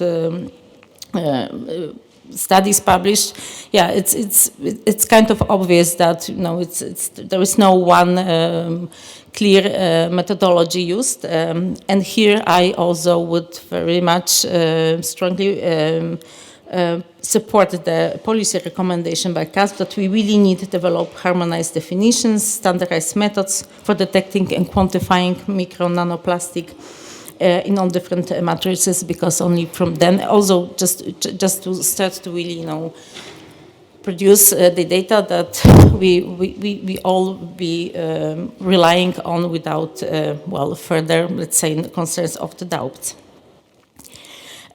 With the now changing also the policy settings around the packaging and food packaging, there is definitely also a push to use more reusable packaging. And there's also, of course, a lot of those reusable packaging is actually made of plastic. So also now the question for many, including retailers, including the businesses who are scaling up reusable packaging system, is a question slowly, but is definitely rising. So what about the microplastic releases? And I would say that, yes, that's when we will already have those well-established detection and quantification methods, I think it will be really good to start with kind of, as soon as possible to start to establishing those clear criteria. What about the emissions? What is the low level of emissions from products using their cycle, life cycle, and really like integrating those micro and nano plastic related sustainability criteria into different standards.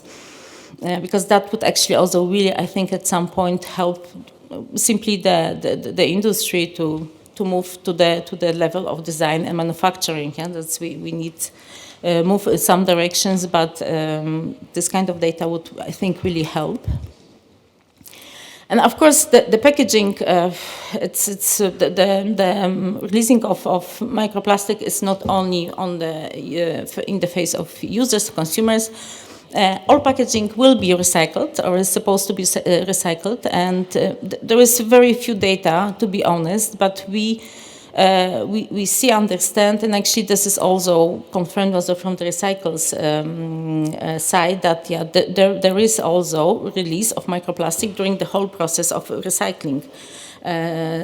Again, maybe it's really difficult to say how much, how we can how any the properties of technology of the packaging itself has the influence, but there is the issue that we will have to also address in the future. And I think this is also something that was really interesting and kind of like open question how it will be tackled with, because so it's in November 2023 the European Chemical Agency published investigation report on PVC and its additives, and actually came to the conclusion, give clear recommendation that regulatory action would be needed to implement and improve technologies to minimize PVC microparticle emissions. Especially at recycling facilities and landfills. Here, maybe I think it's not the only phase that we have to look at this, but they just concluded that this is because the release of PVC microparticles contributes to plastic pollution, and these microparticles can contain harmful additives. They kind of make a clear link that PVC articles are per se always using a lot of different chemicals, additives, and there is bigger chance that those additives are transformed to the environment. And I think that this also brings, because actually this recommendation is there in the report. We are now 1.5 years later. There is still no mandate for the European Commission for the restriction dossier. But this is the question, actually, how are we going to actually follow up those recommendations? I think that we really need a better understanding of those, how microplastic is truly carrying these other hazardous contaminants, and how it in totally impact, have the impact of plastic of environment and human health. And there was, of course, incineration. Well, let's be honest. I mean, at that point, majority of our waste is incinerated, and there is again very, very little data. But there are already studies showing that there is microplastic can be found in the bottom ashes. So those ashes still have to. It's kind of it's still the waste from the incineration that has to be disposed somewhere. So yeah, it's not that the plastic is disappearing in a magic way.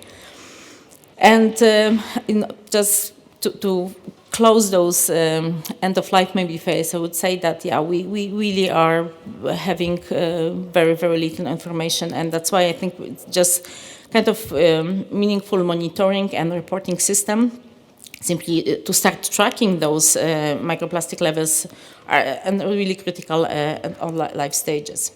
So Yeah, I'm almost there. This is actually very short because there was already presentation about food contact materials. So indeed, we have on the safety those framework regulation, and basically this Article 3.1 indeed is saying that none of food contact materials, so also food packaging, should not transfer any constituents which could endanger human health. But actually, this is something that, this is to prove, but for the manufacturers that is safe. It's not for us per se to say that it's not safe, but I don't think that anybody is working on food packaging even thinking now really about addressing microplastic.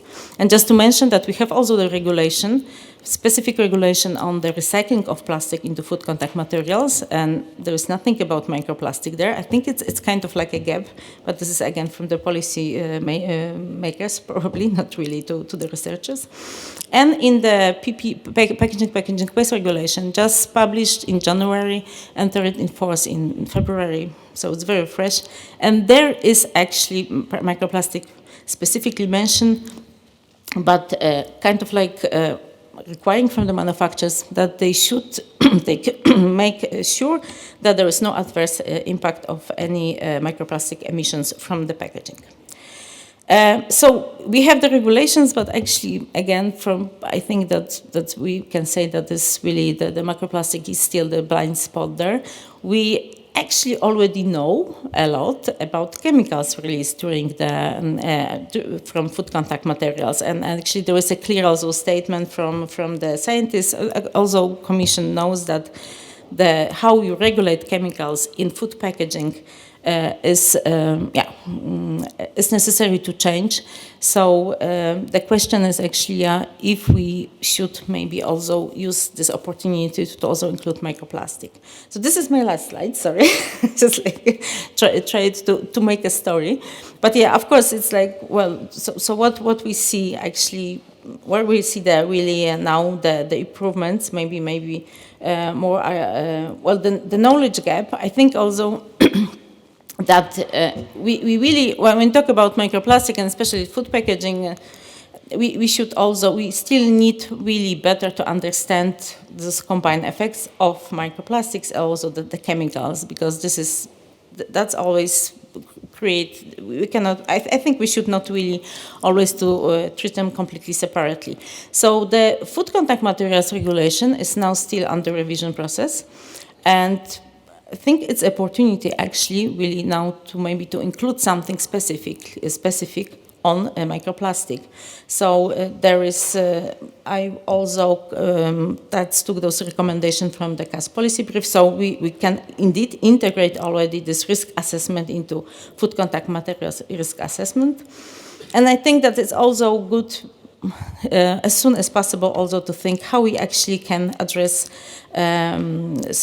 especially vulnerable and some at-risk population. This vulnerable at-risk population are mentioned in the policy brief, and so at least actually we should not really have any doubt to start to reduce exposure just immediately. So we can start to work on this now. We don't need probably a lot of extra data.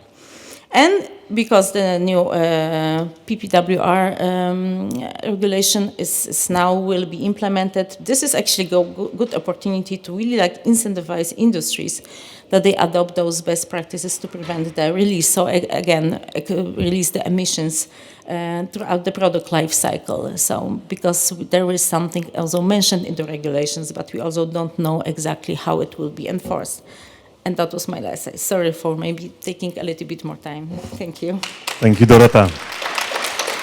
And you will be on the panel, so I'll reserve some questions for you on the panel. I would like then to introduce Matthias Falkenberg from the Environmental Coalition on Standards. Exactly. So please, Matthias.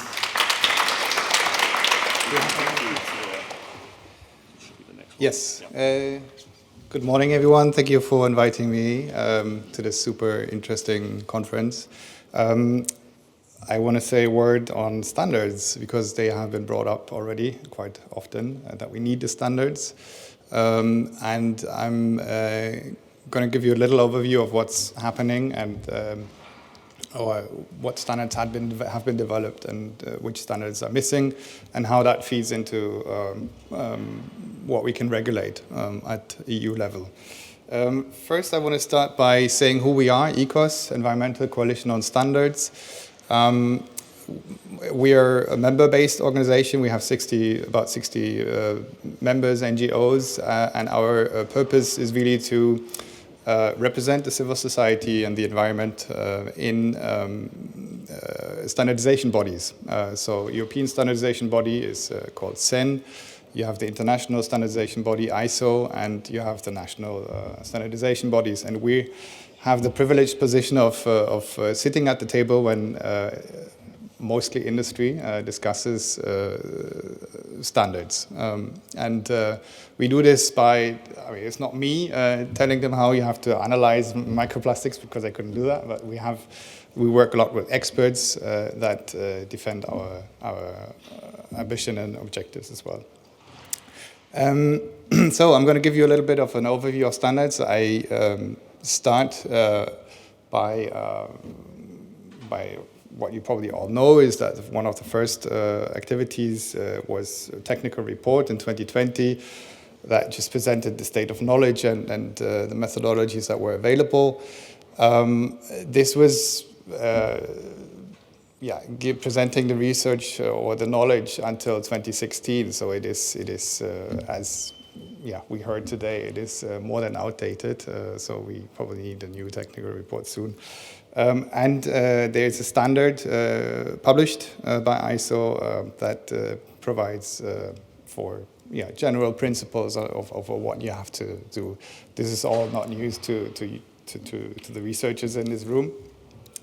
Then I'm going to dive into the different matrices. There are some standards. Water is the most developed. I'm going to make it short here because I want to talk more about standards in products, because this is what we're more interested in actually. In water you have a couple of standards that are about to be published. Describing the best available techniques and describing how to measure microplastics in water. As we heard today as well, the EU has a drinking water directive and established a protocol on how to measure microplastics in drinking water, in European drinking water.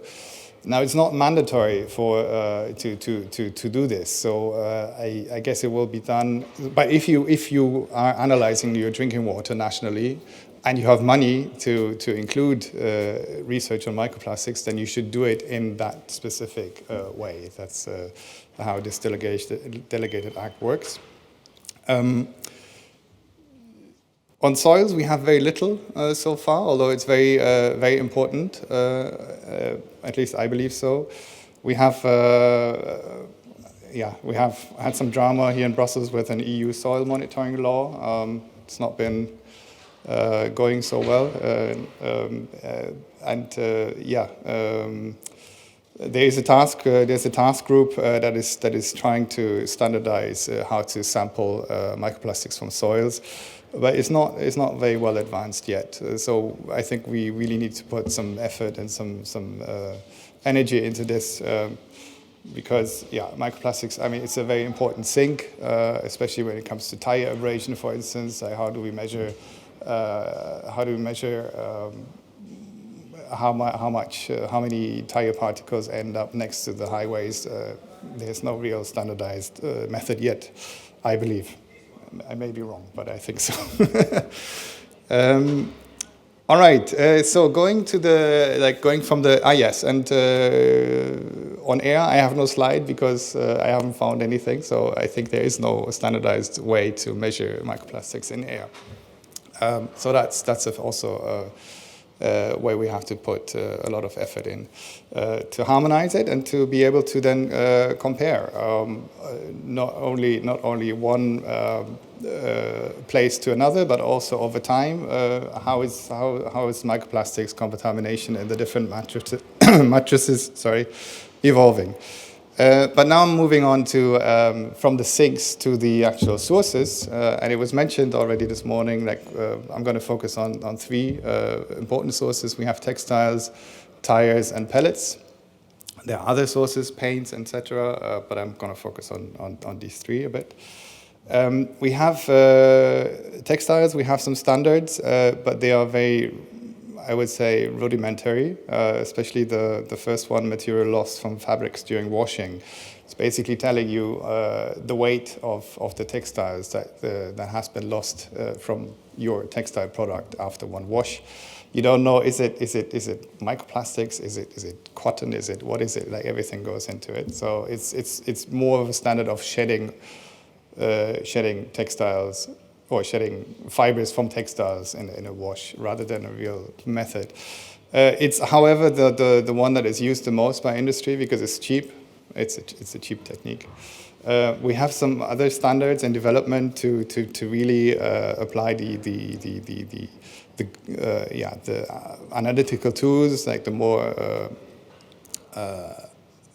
specific analytical tools that you also apply to drinking water, that you would apply that to textiles, but it's expensive, and we hope it will be used by industry to improve textiles, but that remains to be seen. Our aim is for textiles, or what we push for is to have textiles, or textiles will be will be regulated under the Eco-Design for Sustainable Products regulation. There's a working plan about to be adopted this, I think, May or June, I may be wrong. And textiles will be one of the first products, and we have pushed hard so that microplastics can be one of the topics that can be dealt with in the future on for specific rules for textiles to be put to place textiles on the market in the EU. We want to have a label as a minimum, a label saying that microplastics can be shed from a textile product, and we want to combat fast fashion, because the more textiles, synthetic textiles you put on the market, obviously the more exposed you are to microplastics. Tires is a very interesting topic as well, a very complicated topic. 2025 will be a very interesting year. You have had the tire industry working together with the Commission and other people on how to measure or how to compare tires when it comes to how much microplastics they are producing.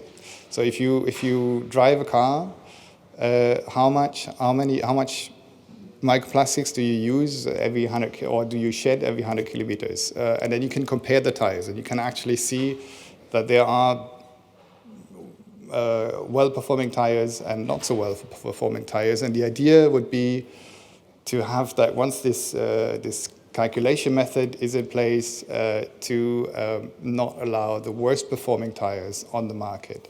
That is the Euro 7 regulation. Now, often you will hear Euro 7 regulates microplastics and sets an upper limit on microplastics. That is not yet the case. It will be the case. At the UN level, they are at the moment conducting the market studies. Like they've developed a protocol, or a testing protocol, and now they're carrying out the market studies to see where these tires fall into place. 3 minutes, okay.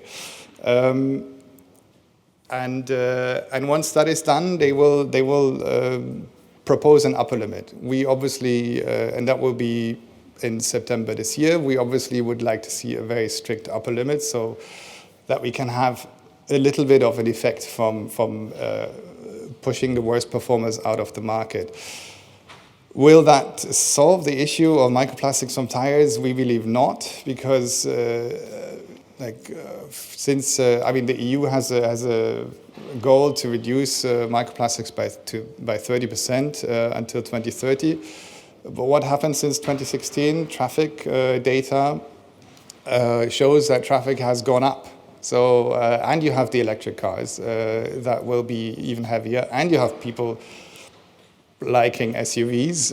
So you have a lot of negative impact. So having better tires can have a little impact, but it will be eaten up very soon, very quickly, unless we really work on more public transport, less private transport. So last point, plastic pellets. It has been said there's a regulation on pellets. It was very difficult to get that one actually out. I heard the Commission tried to propose it, but scarcity of data actually said that it was a bit criticized internally. The problem is that if the dog bites its tail a bit, because this regulation, what it wants to do is, one of the things that they want to do is to collect more data and to understand where do we lose the pellets. I mean, I'm not talking about the big containers that we lose in the ocean. That goes mostly. It's difficult to not go notice because it washes up on the sea. But the chronic pellet loss from that we have from the plastic producers, from the plastic transporters, we have very little data. Most of it is estimates. We know it's a problem because we see the pellets everywhere, but we don't really know, or we haven't really measured yet where is it exactly coming from. We want, so we're working on we will work on a standard to harmonize how to estimate pellet losses, the chronic losses from industrial processes, from transport, etc. And so that will be a very important standard as well, which will then allow us to improve or to come to zero pellet losses, hopefully at some point in the plastic value chain. And with that, I conclude and say, there's still lots of work to be done. I think the Commission has done a lot, has done a lot in the different, there's progress a bit everywhere. It's great that at the beginning, one of the emphasis was put on reducing our exposure as a precautionary principle, trying to put microplastics down. And I think the next step at some point has to be, we need to understand better the effects, as has been said this morning as well, like how, what do the different polymers, how do they work actually? Because I mean, if we, for instance, packaging, if we move from PS to PET, what effect will that have, will that do? So there's still a lot of things to do here, but it's a good start. It is great to be part of the people that push for this journey to continue. Thanks. Thank you, Matthias. And you will also be part of the panel, so I'll reserve some questions for that. Thank you. We will now then be hearing from Camilla Cartenet from Plastics Europe for an industry perspective on CUSP, CUSP, and any other insights you would like to share. Please, Camilla. Thank you. So thank you for introducing me. I'm Camilla Cartenet, and I work for Plastics Europe, which is the pan-European trade association for plastic manufacturers. And I am the answer to the question, where is industry? That someone asked before. So here, hi. Nice to meet you.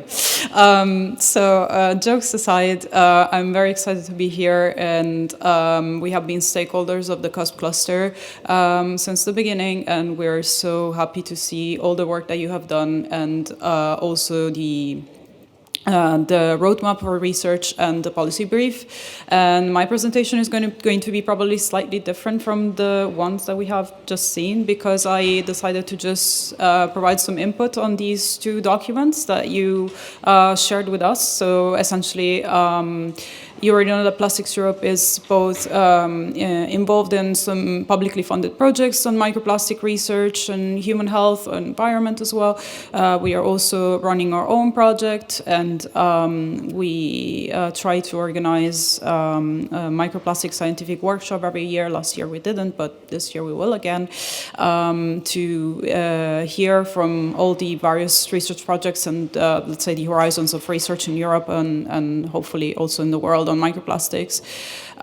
But I wanted to just provide our perspective on, first of all, the policy brief that you have produced.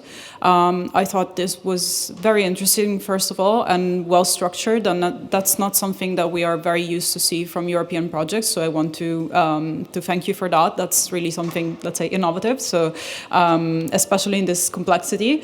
I know that there have been previous policy briefs, but I really appreciated the structure and how it was made. So going essentially in the 5 areas that you have detailed in your policy brief, the first one was strengthening regulatory frameworks, and that's something that we definitely support, prioritizing harmonized and scientifically validated methodologies, and we think that's the first step before looking at implementing broad restrictions.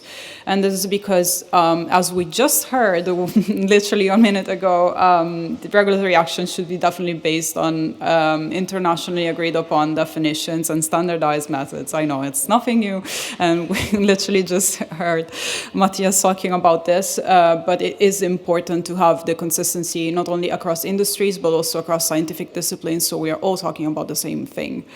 And I heard also this morning, and it was in the brief, about potentially expanding the restrictions that are in the EU Single-Use Plastics Directive. And I think that's an interesting point, but it should be really carefully evaluated to avoid regrettable substitution, so what Dorota was telling us just before. And we should really look into an integrated life cycle assessment. I believe nearly everyone here hopefully is familiar with life cycle assessments, and I think Dorota probably sees those in her nightmares. But as you know, they mostly focus on greenhouse gas emissions, and that's why the integrated part is important, not only considering greenhouse gas emissions, but for example, microplastic emissions or emission of chemicals during the entire life cycle and so on. All of these factors should be put together into an integrated LCA that can give an overview, and then according to that, we can select the best material or for a specific application, and then definitely basing regulatory changes on this approach, we think is the best way of proceeding. For the enhancing standards and certification practices, we do think that clear criteria for sustainable product design are definitely needed, but with, of course, a pragmatic and implementable approach, because if we need change to happen rapidly, we need it to be implementable. So certifications can be really valuable, but we think focusing on sector-specific ones and ones that have practical implementation side is quite useful. We just heard in the previous presentation about, for example, methods to calculate emissions of pellets.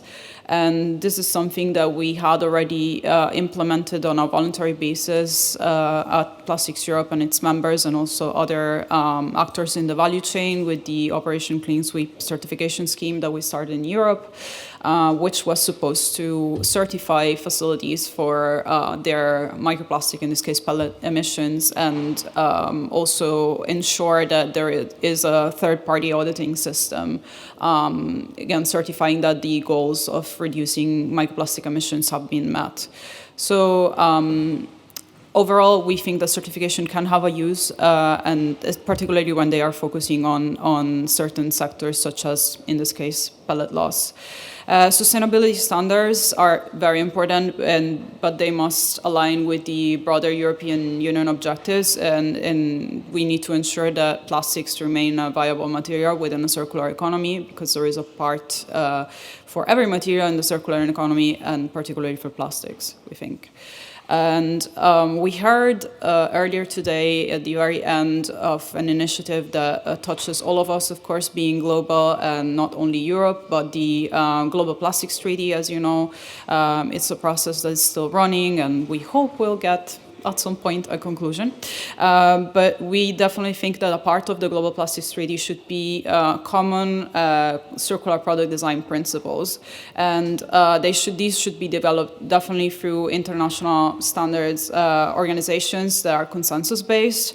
And they also should be based on a sector and application approach and the integrated LCAs, as we just discussed, and also considering other important issues such as the waste hierarchy and so on, and also the environmental and the socioeconomic impacts. So we definitely support these design principles, but again, they should be globally agreed for being efficient in changing the current situation.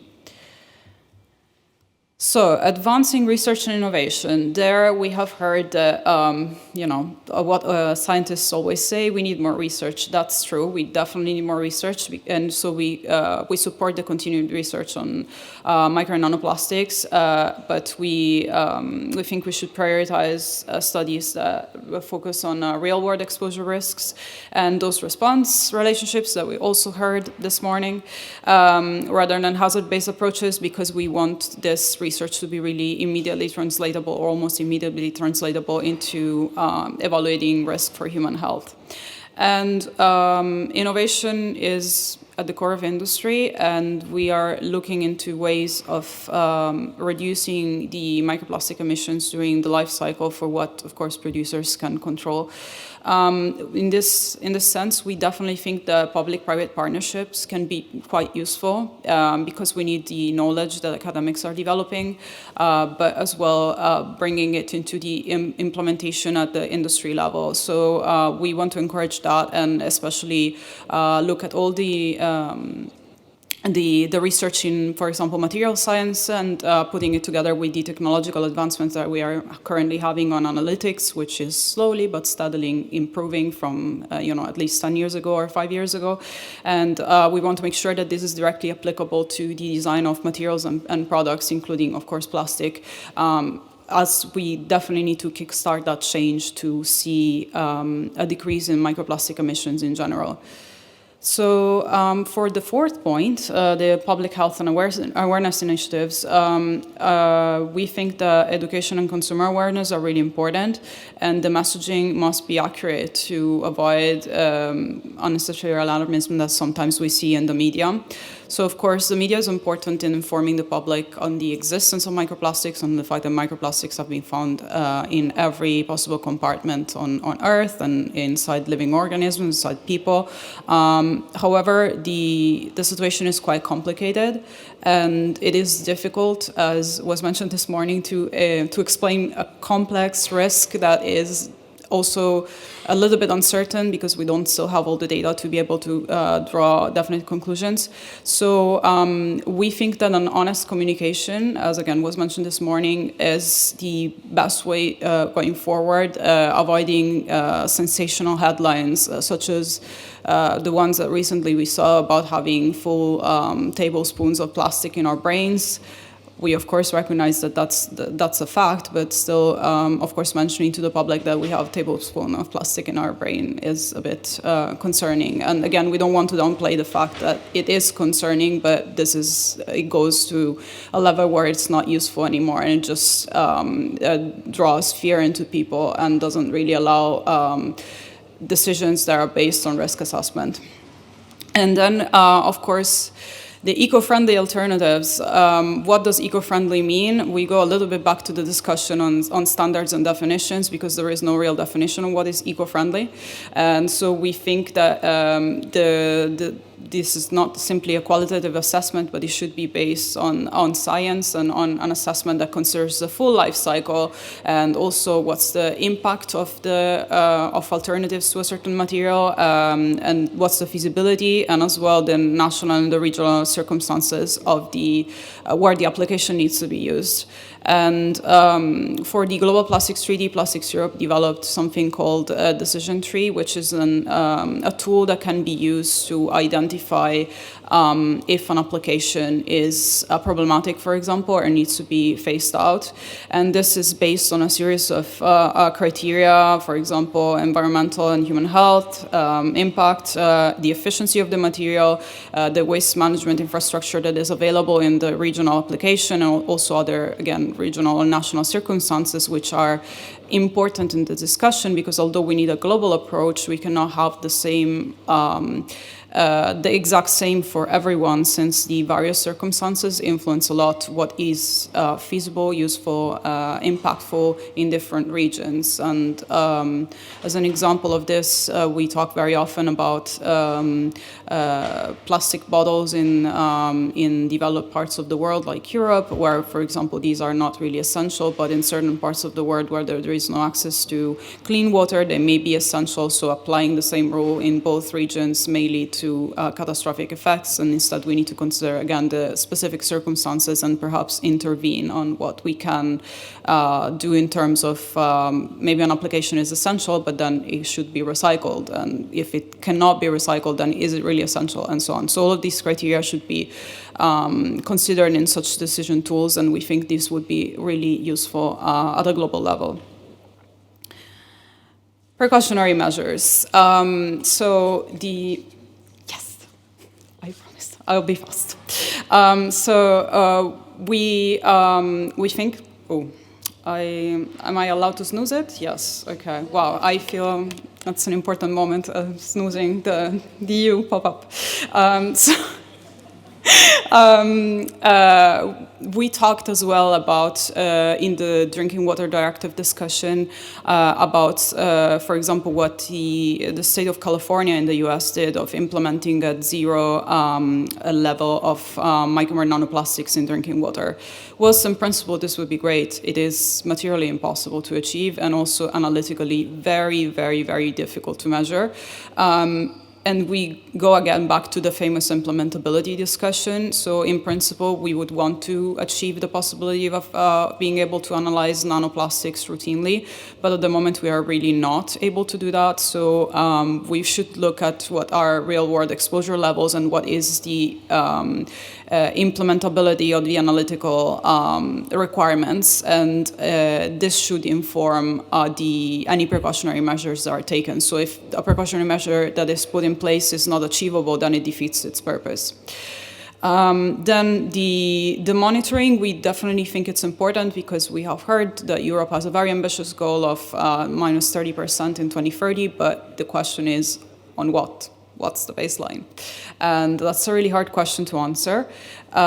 We think that monitoring would be an answer to this, but it needs to be science-driven, and we should look at the most important compartments and where the analytical tools that are currently available are implementable, again, because we are in desperate need of further data, especially if you want to evaluate if in 2030 we have reached the goal, the very ambitious goal that Europe has for microplastic reduction.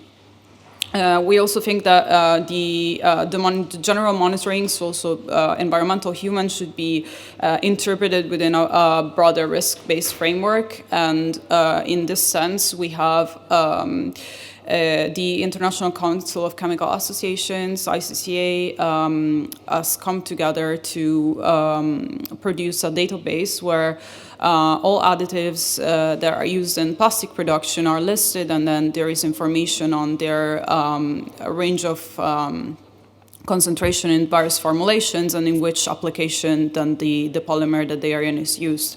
And we think that this type of database would be really useful, coupled with monitoring, to get to a better risk assessment. We have touched on the fact that microplastics can, of course, bring chemicals into the equation by dissolving chemicals and so on. So overall, such frameworks could be really useful in a holistic sense to evaluate the risk posed by micro and nanoplastics exposure. So I hope I have still 2 seconds. Okay. So very, very briefly, we understand the concerns related to microplastics and nanoplastics, and we support science-based and risk-based regulation. And we want to make sure that this this brings us meaningful improvements, but as well ensuring innovation and economic growth, and also that plastic continues to be part of the circular economy in Europe and in the world. And we like to have this dialogue very much. Now, this was a very specific thing that I did because I thought we were supposed to provide feedback also on your research roadmap, which was very interesting. And I the slides will be left here, so I won't go through this because otherwise I will get murdered. What I wanted to say is, again, perhaps we should look. It's interesting and it's important to have these these impactful goals of, for example, finding a biomarker for microplastic exposure and being able to quantify that from this biomarker. But we also need to think of what is realistically implementable right now, because we desperately need to start doing things right now. So what could be a way to proceed and what could come out of the CUSP cluster? And I saw this in your roadmap, so I hope that this will be really one of the main takeaways, is that perhaps harmonization and standardization, and Corinna is not here, Corinna Altman, but I'm sure that this will be very triggering for her as well. It's quite difficult to do. A lot of different scientists and stakeholders are doing research on microplastics, and we apparently haven't even agreed on what a microplastic is yet. So overall, I think adding a lot of metadata and a lot of information to every sort of publication that is put out there is helpful for us in the future to go back and scrape that data and put it together and understand what type of research was done previously. So all the research that is being produced right now will not be lost to the standardization or harmonization effort, but it will be actually useful to build the final risk assessment for micro and nanoplastics. Thank you very much, and I'm sorry if I... Thank you so much, Camilla. Thank you, and you will also be part of the panel, so I'll be reserving murderous questions for that as well. I will then introduce our last stakeholder perspective, which is Jinon Jensen from the Health and Environment Alliance. Please welcome Jinon. Great, thank you. It's very nice to be the last stakeholder before we get on to the panel presentation. So my name is Jinon Jensen. I'm the Executive Director of HEAL, and I wanted today to give some specific feedback on both the policy framework and the roadmap. So I'd like to talk a little bit about who HEAL is, because maybe some of you might not know who the Health and Environment Alliance is, what our mission is and how that relates to the research that's being done here in CUSP, and some feedback on those two policy documents, as well as our priorities from looking at the drafts. So about HEAL. We are a leading not-for-profit organization, and we're really looking at how the environment affects human health. We're a membership organization. We have over 80 members in 28 countries. And that includes a lot of health sector organizations like the European Asthma, the European Lung Foundation, the European Cancer, as well as national groups from consumer, women's, and environmental NGOs. And what we're looking to do in our advocacy and information work is to bring the independent and expert evidence from our health community to EU policymakers. So this work that's being done at CUSP is very important to us, because we think it could be very important to inspire disease prevention and to promote a toxic-free, low-carbon, fair, and healthy future. Some of the ways that we work is by sharing the latest scientific findings on the health impacts of climate change, pollution, hazardous chemicals, and you see here on the right are the 6 EU research projects where HEAL is a project partner, either leading a work package or being involved, including polyrisk. So it's very exciting that I get to give a little bit of a perspective on that. But we're also working on the exposome, on early life exposure in the exposome, on the regulatory impacts of EDCs. It's a new project. Catalyze, which is looking at health impacts in climate, and UBD, which is looking at the urban burden of disease in cities. So it spans across the environmental health framework, and it's really important that we as civil society and NGOs can be involved in this research. Our mission is to ensure the health evidence and health voices are heard by politicians, so working with our members, bringing the science that some of them are doing, but also their perspectives in public health and disease prevention to timely policy deliberations.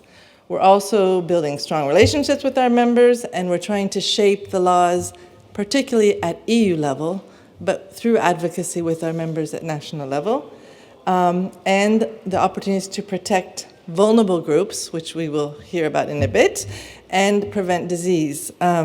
Some of the organizations that we are looking at focus on is asthma, allergy, infertility, cancer, Alzheimer's disease, Parkinson's disease. So all of these different health impacts, we're looking at not only the evidence, but also the policies that can reduce exposure and prevent disease.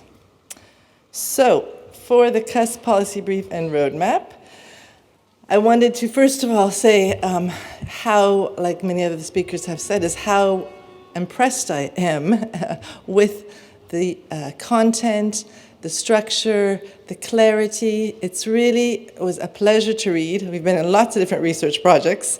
It's not easy to get policy briefs, so I just want to congratulate the researchers and people involved in that. One of the things, what we were really interested in seeing is, the messages that we're also taking back to our members, because they're quite interested to say, okay, what is it we're finding out in CUSP, in the research projects? So MNPs are widespread. We think there's a good overview of both the exposure routes and sources, which will be of very interest.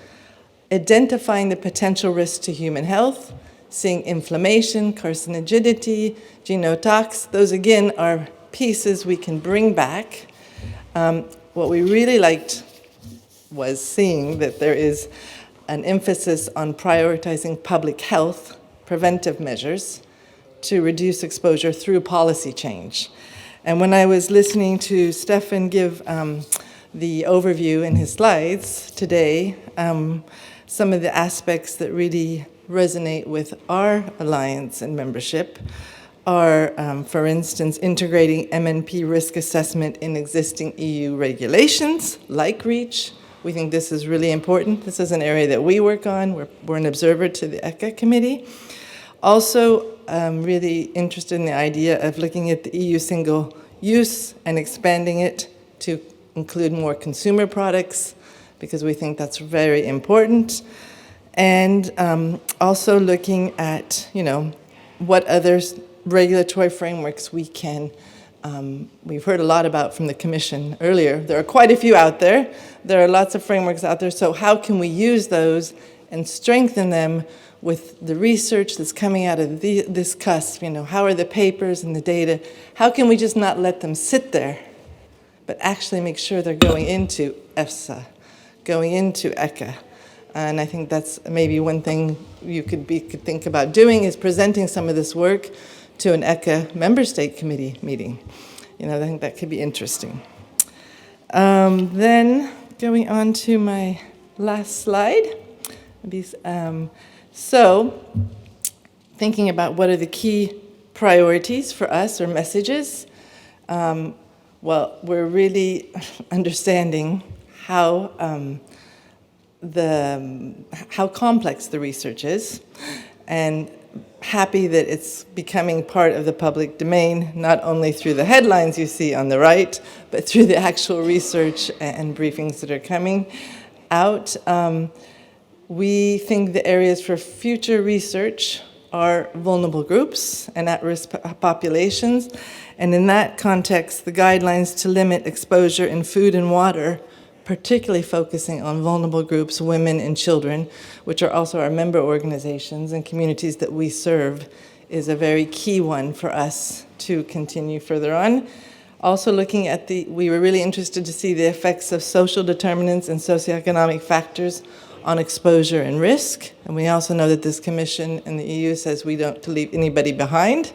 This is a very important concept, so we think that fits really well into where we're going. Another area is chemical mixtures and combined effects. That's very, very important to look at, and also mentioned in the briefing. And then the last one is about how do we communicate about uncertainty in the field, but also highlight that there is a precautionary principle and approach, and regulatory actions can take advantage of that. And that's where we think we have to need to make a lot more drive. One of the things that I read in the policy brief was restricting MNPs in products where alternatives exist. We think this is key. And also where they are not essential. We need to really look at it. In the meantime, in the short and medium term, before we have all the facts, before we know all of the impacts, we still can take precautionary measures to limit exposure, in particular for vulnerable groups.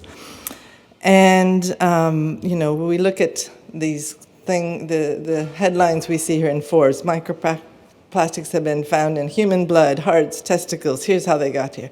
These are the kind of things we're seeing. We want to be responsible. We're being very careful with the research that we're putting out from PolyRisk and from other on how we do this, but we have to realize this is out there. People are interested, and what is the message we're giving? And I think we have to also talk about the uncertainty we have, but not just uncertainty, and that there's no action required because there's uncertainty, but that we can have some precautionary measures. And then we go into the research in the future, how can we also communicate on the different health impacts and what we are finding when we do have some certainty that there are associations, and that will be a key thing to actually complement what else, the media that's out there and the research that's being looked at. And just one interesting thing I thought yesterday, so to bring it back to the Brussels bubble and what's going on here, we talked about REACH, and I don't know, yesterday you might have known that the Clean Industrial Deal was published, and I had a look at it yesterday afternoon to see that, I was like, I wonder if microplastics are in there, and actually they're not, microplastics aren't, but plastics are. And so it's really interesting in the circular economy action, which they are committed to do in 2026, that they are mentioning how they can substitute fossil fuel materials. That's a key thing, especially plastics. So again, we have a framework where we can look at how can we bring the research here. So thank you very much. Thank you very much, Jeanne.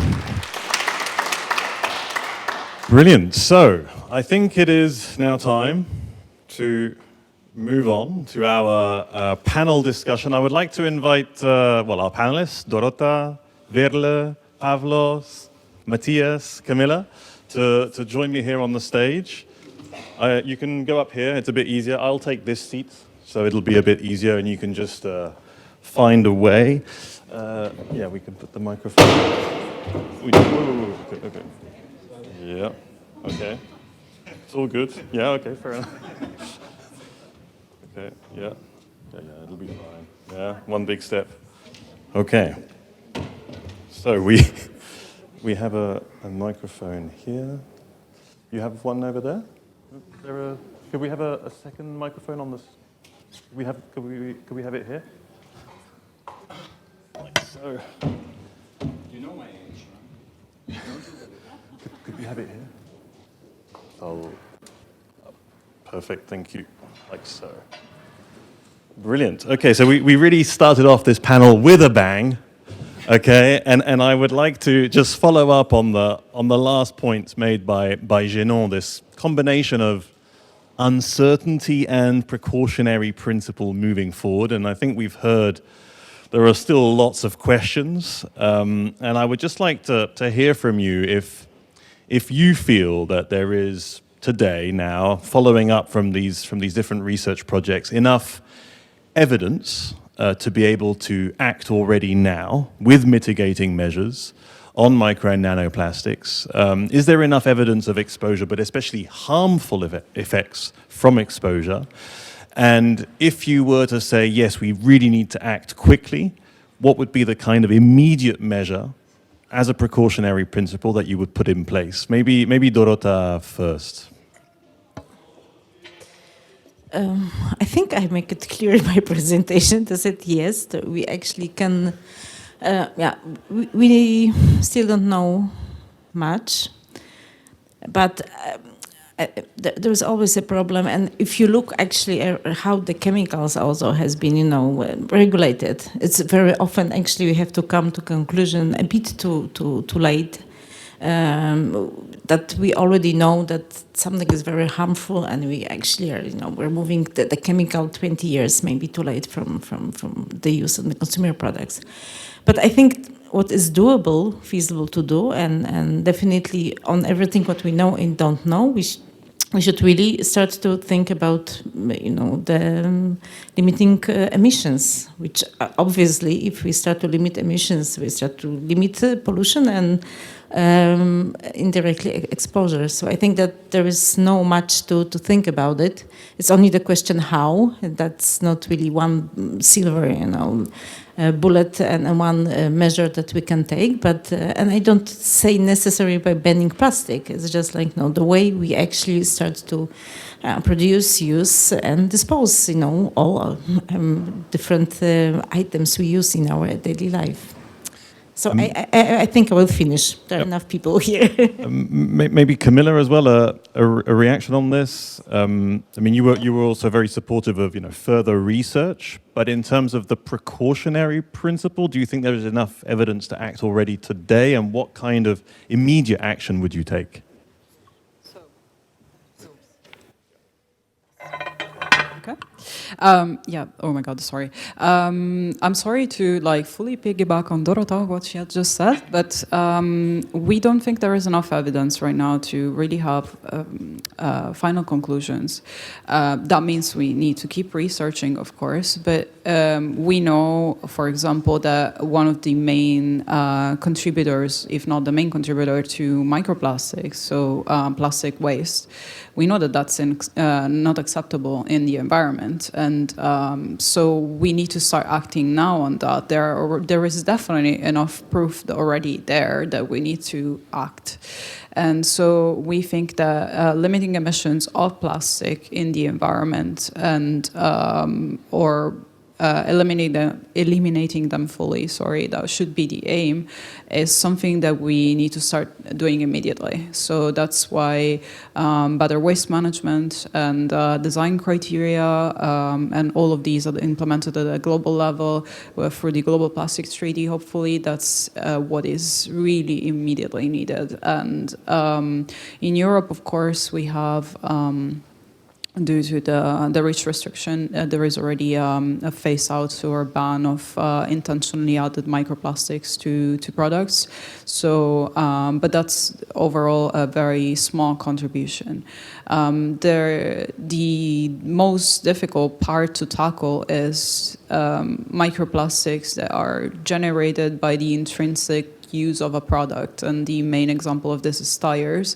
Now, as Plastics Europe, we don't represent the rubber industry, but the principle is the same for rubber, for tires, for textiles, and so on, and also for plastic objects that we use. And since, alongside to what Dorota had mentioned, and to the waste hierarchy and the need for use, if there are certain objects that are reused and they are made of plastic, or objects that are meant to be durable and made of plastic, of course they will have an emission of particles, and including plastic particles for their entire life cycle, also during use.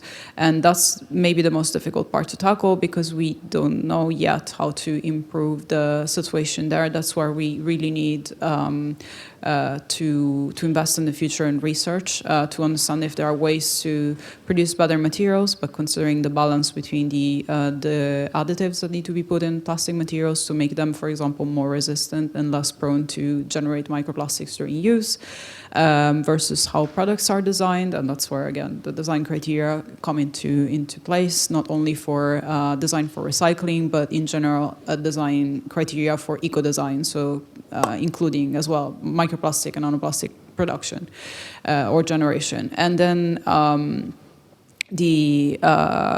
so finally, there's also a component of the behavior of consumers or whoever has to interact with the plastic products, and that's where the education that we were talking about before comes into play, and that's also quite difficult because we know that changing the behavior of people, especially large masses of people, is very complicated and it's a science in itself. But that's also definitely something that is needed, not only for how products are used, but as well for how products are disposed of. And then we go into a little bit what Dorota was saying about littering and so on. So yes, there is urgent action needed, but even though we don't have a conclusion on the risks of micro nanoplastics exposure. Okay, thank you for outlining that. Matthias, in the standards world, I mean, standards are notoriously quite difficult to move forwards, especially when you start to add a lot of uncertainty in there.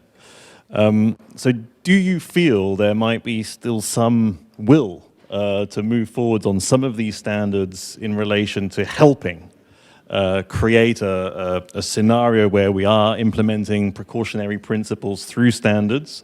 Or is there a lot of pushback from, let's say, from industry in these conversations? How is that playing out on the dialogue in the background? No, I mean, we do see a lot of standardization activities going on at the moment, and we welcome that. But maybe I want to go to the first question, also add something. I think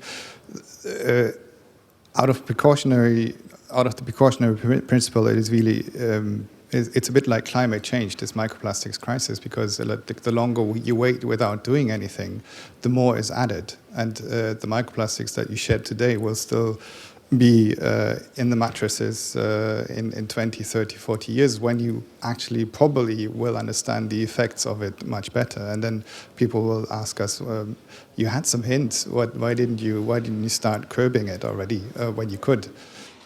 So it's a bit like climate change. The longer you wait, the more costly it gets, because you cannot clean it up again. But coming back to your actual question, standardization is a very tricky issue. It depends on the topic. There are some interests from the industry as well to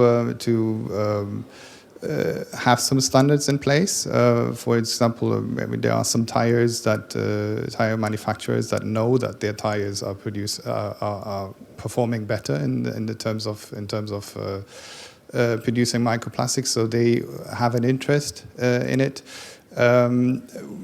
I think, but what we need to do, and what we always try to do, is we try to push the industry to really come up with these standards, because otherwise it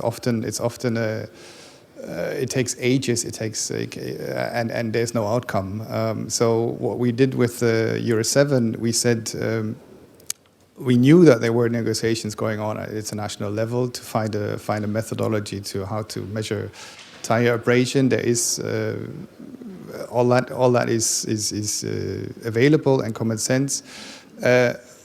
Yet people are still discussing about which methodology to use, and there's now two methodologies instead of one, and they're trying to come up with a correlation to see whether they can use both, because they can't agree on one. So what we did is we tried to push through regulation with the Euro 7. We told the European Parliament, or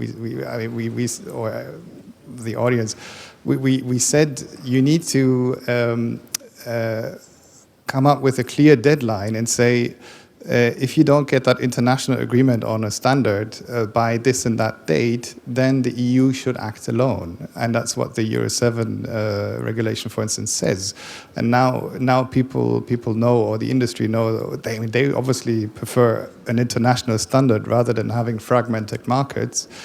So now they know, okay, we need to really try and come to an international agreement before we get something in the EU and something in the US and something else elsewhere. So that's always, you need to push people to move, and that's what we try to do. Thanks, Matthias. And I think that's also, to some extent, what the European Commission tries to do as well, push people, push member states sometimes as well. Pavlos, I mean, you outlined already some different pieces of legislation that are to some extent contributing to the precautionary principle when it comes to microplastics and nanoplastics. Do you think there is enough there, or has some of the talks here and the outcomes of the research outlined so far given you enough evidence to move a little bit quicker, maybe a bit more forwards? Yeah, I would like to say that the issue is quite complex, and I agree that it's quite similar to the climate change issue. And we have to be very careful to balance well regulatory approach, appropriate regulatory approach with environmental and health considerations. And I would like to make the distinction here about environmental and health aspects. I think we do have evidence, and actually we took measures on environmental side. You have seen that, actually, I mentioned some of those. And on the health aspects, maybe we need more evidence still to go ahead. The precautionary principle is enshrined in the treaties, so we have a good legal basis to advance on this. And on that basis, we took also the measures on the environmental aspects. On the immediate, on the short term, I mentioned actually that we have a ban limiting plastic production. This is something that we already doing. For example, with the single-use plastics legislation and with the REACH restriction. And there are a number of other measures. For example, I did not mention myself, but I think it was very quite detailed, the presentation here by Dorta on plastic packaging, which is also important, of course, because from the plastics we end up with microplastics as well.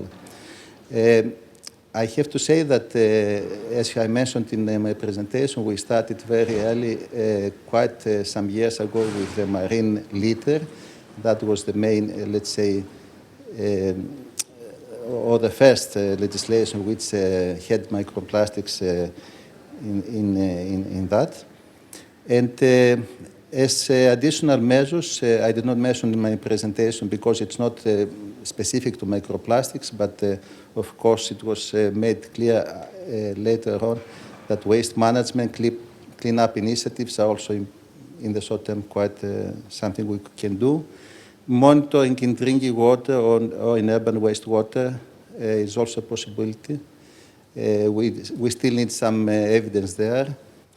And of course, research is always important, especially on urgent issues. And this is something that we are also advancing. Thank you. So you mentioned there was possibly a little bit more evidence on the environmental side than the actual health side. If I go back then to Veerle, there was also a question, in fact, in the Slido that I would like to address in this sense, you know, of moving a little bit forward with the precautionary principle in your policy area. Do you think that with the outcomes of the CUSP-Research and indeed other research projects around this, do you think there would be enough evidence today to somehow reconsider the EFSA assessments that you had outlined in your presentation? Do you feel that would be something that could happen in the immediate future?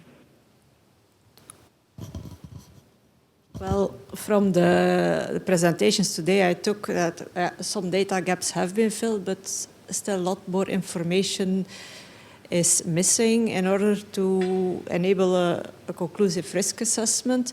Of course, on a regular basis, I also discuss this with EFSA, and they are asked regularly to check whether they think there is already sufficient new evidence available to reopen their 2016 report and to do a new assessment. So from the moment that EFSA judges that there is sufficient new information, they will be asked by the Commission to do a new attempt for carrying out a consumer risk assessment.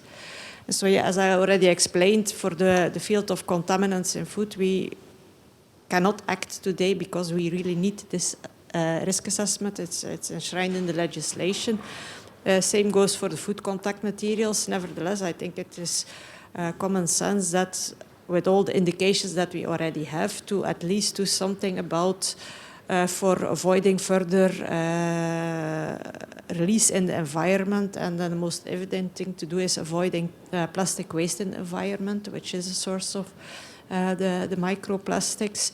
Next to that, also actions can be taken to avoid releases from intentional or unintentional uses on the basis of the precautionary principle, which is DG Environment is doing already. Thank you. Okay, thank you. So one part of this conversation is around the policy response, but we've heard, again, also from Jeannot and yourself, Camilla, the importance also of the headlines and the fact that this debate is already happening in the public sphere. It's not just a scientific debate, it's also very much a media debate. And I think it would be interesting to understand your views on the role of science here, because in some areas of society or in some areas of policy, there is a tendency to say scientists need to be activists. You know, they need to be out there sort of communicating.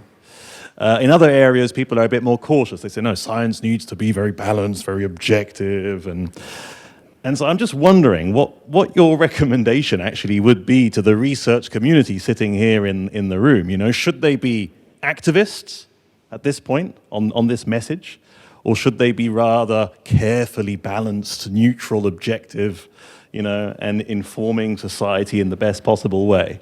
What kind of role would you attribute to scientists moving forwards? You know, Camilla, maybe first.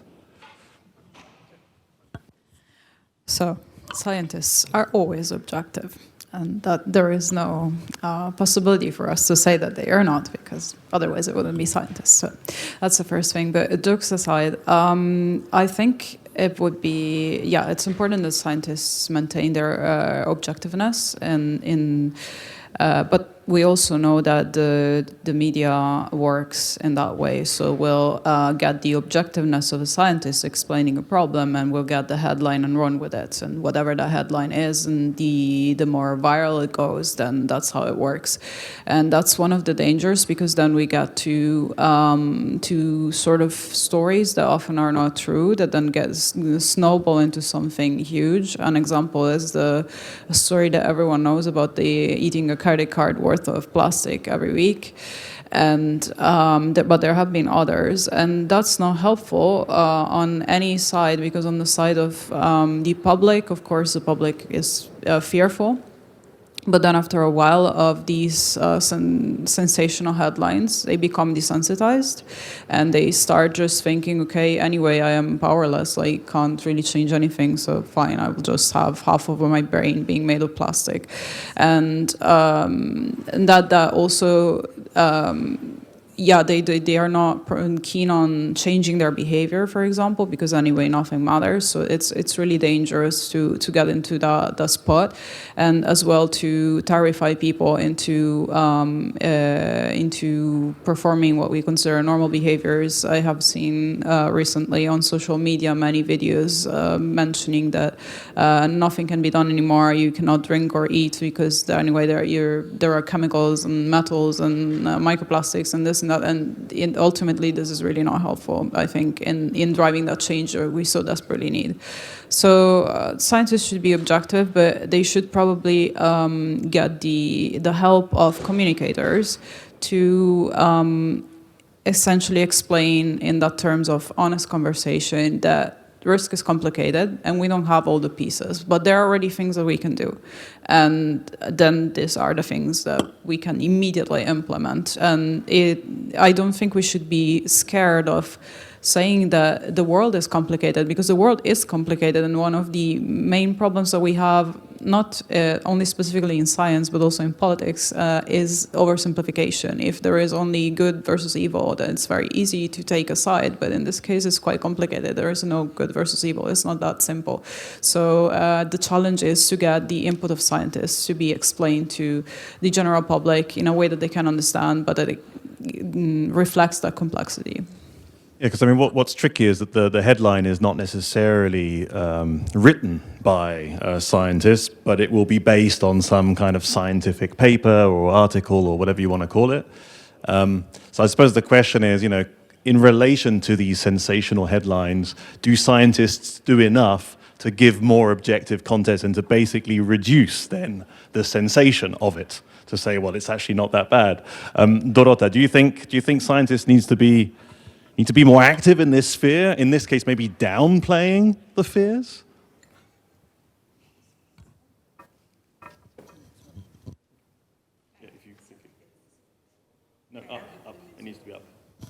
Okay.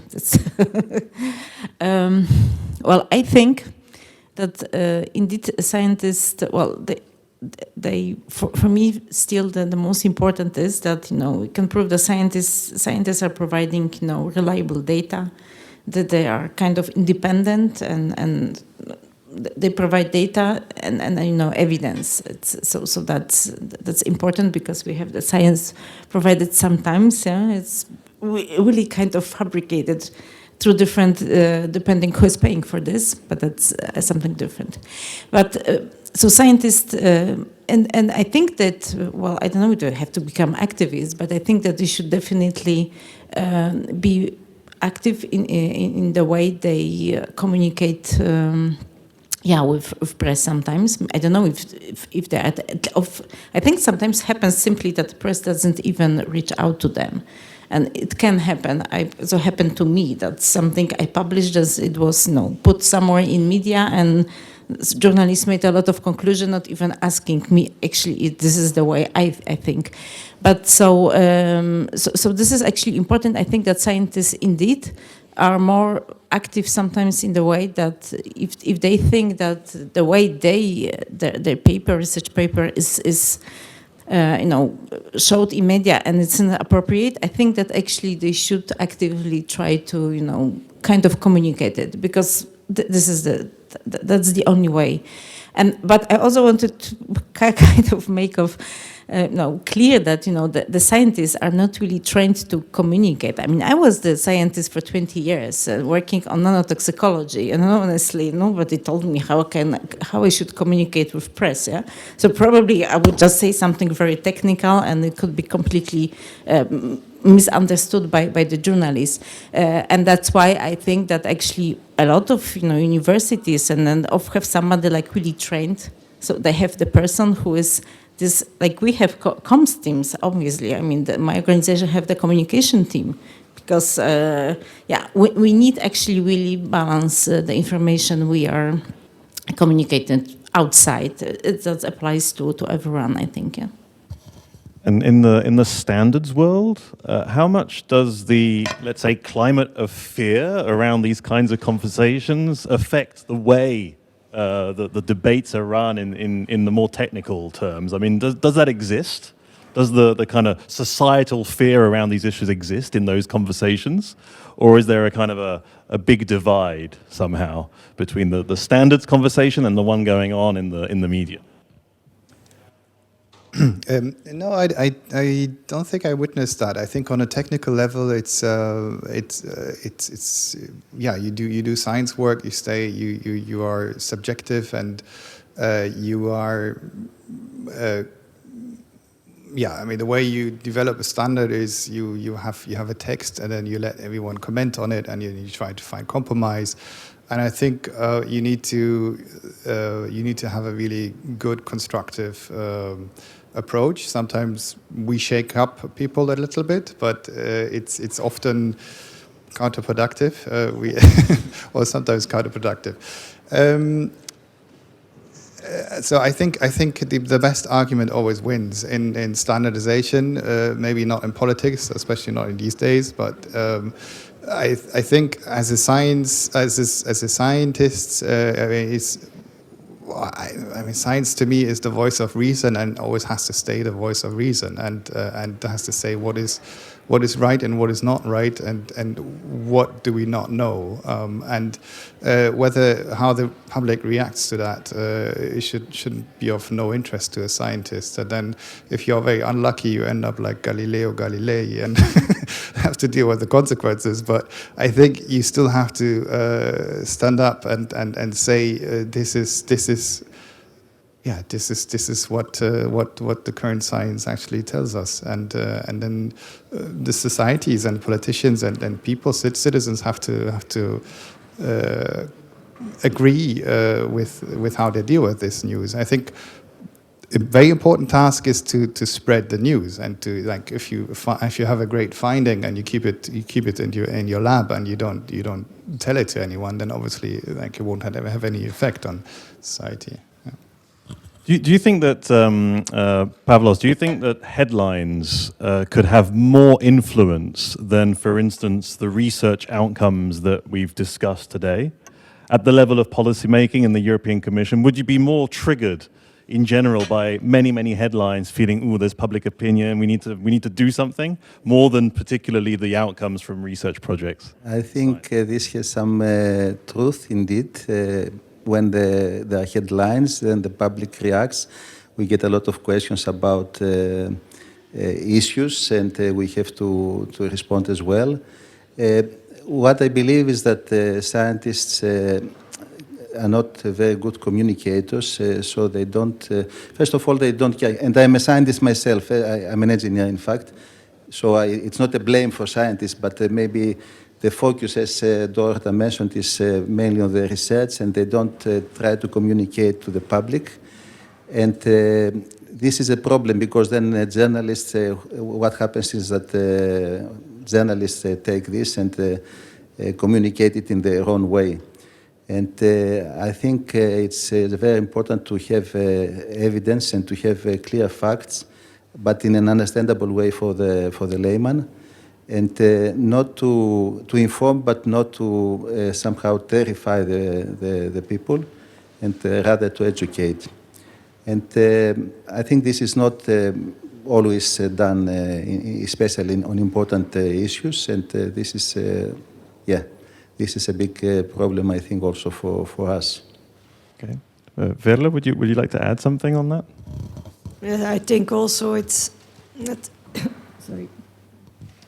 It's important to inform the public in a balanced way, to explain what we know, but also what we don't know, and not to raise a panic as regards, in this case, the micro and nanoplastics, because this might also then lead to over hasty measures, and some of these measures might also have then unwanted effects because of regrettable substitution, for example. For example, if you ban certain plastic food contact materials, then they might be replaced by cardboard ones, and these might be then impregnated with other toxic substances, such as PFAS, such as certain waxes that contain mineral oil hydrocarbons, which are basically PAHs or branched PAHs. So you need to look at what you can do to mitigate a contaminant on one side, but also if you have to estimate the consequences of those mitigation measures, because you might replace what you are using by something that is far worse. Thank you. Yeah, that's also where impact assessments come in, usually before policies are implemented. Not always easy to carry out, actually, some of these impact assessments, and they also get criticized sometimes.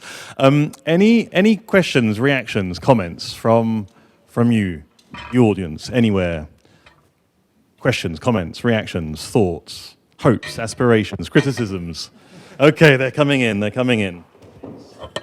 briefly introduce yourselves. Yeah, so maybe it's a short question to EFSA in regards to how do you keep track of how the scientific knowledge base is developing? Because the last 3 years, it's been more than 7,000 publications within the field of nano and microplastics and human health.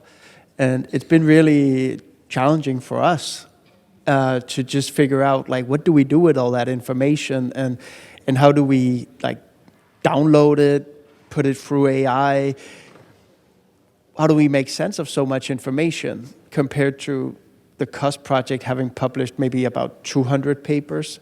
7,000 per year is a lot. So do you have an alert system that sends you an email that now there's enough information for us to start reevaluating the state of knowledge, or how do you go about this? First of all, I work for DG Sante of the European Commission. Yeah, it's fine, it's working. And the European Food Safety Authority is a completely independent organization that is responsible for the risk assessments, to which then the European Commission reacts to take regulatory measures. So I'm not involved in screening the available research, but I have some views on how EFSA does this. most often EFSA does a literature screening at the request of the European Commission, when we ask them, please check whether in the meanwhile sufficient new information has become available. Then EFSA mostly looks at, in first instance, at review papers to get a rough overview. Is there new information that might require us to look back into it in detail? And then if EFSA is then mandated by the Commission to carry out a new risk assessment, then they do indeed an extensive literature survey. The parameters of these surveys are always described in their opinions. Sometimes if there is so much new literature available that EFSA can not deal with it on its own, then also contractors are hired to do part of the synthesis work. Thank you. That's also probably where you could say that the power of a headline might be quite strong compared to having to really sift through so much academic literature. If I may complement. Yeah. Yes, please. Very, very quick as the microphone moves around. Yep. The same issue. In fact, we do have, of course, we are in policy DG, so we don't have a lot of time to deal ourselves with scientific research. This is obvious. We have to deal with legislation mainly, but we do have research scientific branch, JRC, Joint Research Center, which is following research in different fields. Now, of course, I think a colleague of JRC is actually here, so he can maybe intervene if he wants. I don't know, for example, they did the work on microplastics for the Drinking Water Directive. And there's also a very high-level scientific advice mechanism. So there are some high-level scientists who advise the Commission itself. And so they are supposed to be. And I have to say that for microplastics, and this was the trigger, in fact, because this scientific advice mechanism raised the issue, and then this was brought into policies and legislation. So there are some, of course, it's very difficult, it's true. There's a lot of developments and we don't know, but we try. Thank you. And thanks to the panelists and the previous speakers for giving some very good talks and thoughts. Now we are looking into car tires and trying to see if we can up the quality of car tires to do less emissions.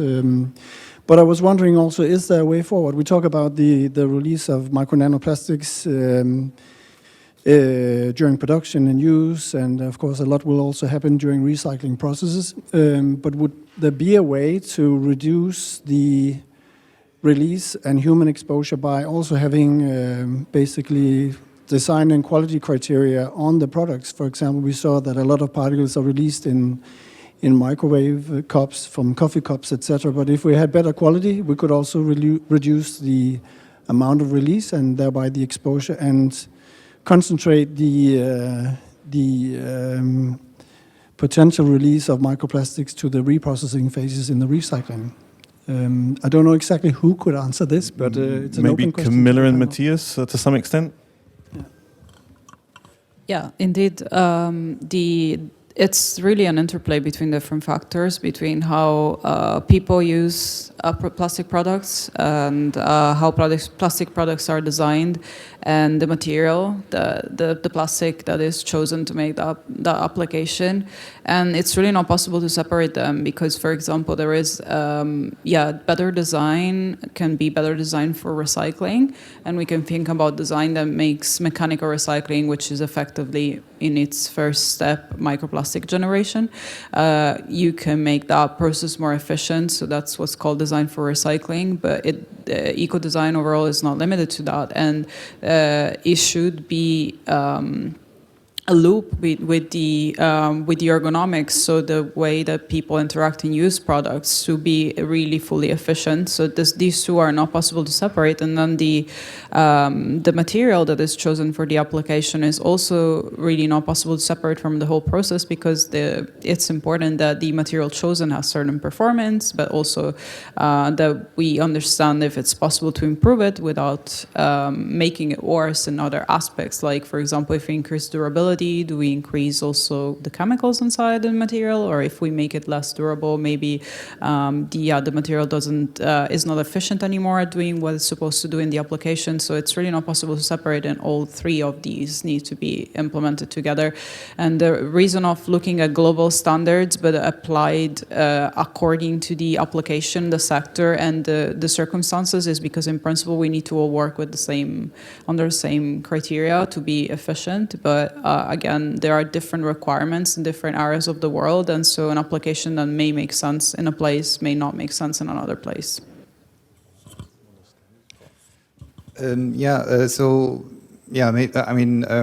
We've talked about tires but also textiles, paints, for instance. All of these products, they can be designed in a way that they shed less microplastic, and it can also be used in a way that they shed less microplastics.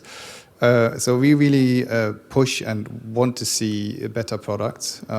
We really want to see that the producers really think about this and not let the consumers deal with the problem.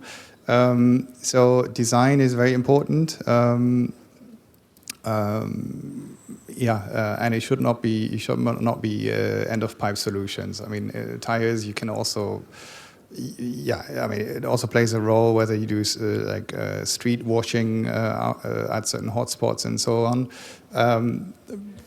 Maybe also helpful, but I think you really have to work at the beginning of the process, and the beginning of the process meaning the design of the products. That is really important to us. And then, as I mentioned earlier, you need to also look into the factors that eat up the advantages that create with better products, such as more traffic. If you don't deal with more traffic, you may see that you kick off the worst performing tires. You have a little bit of an improvement in microplastics shedding. And then 5 years down the line, the traffic increase eats up the whole progress. So you need to, and the same in textiles. If you have better synthetic textiles, it does not really matter if you have fast fashion and people throwing away their poor quality T-shirts after a couple of washes and buying new ones. I think you have to look at the whole perspective, and standards do play a role there. So I have a general question for everybody on the panel and actually some of the other speakers. I'm just wondering, based on how we've managed other environmental crises, how we've handled air pollution, for example, climate change, I mean, how much pressure do you think we need to exert from top down or from bottom up?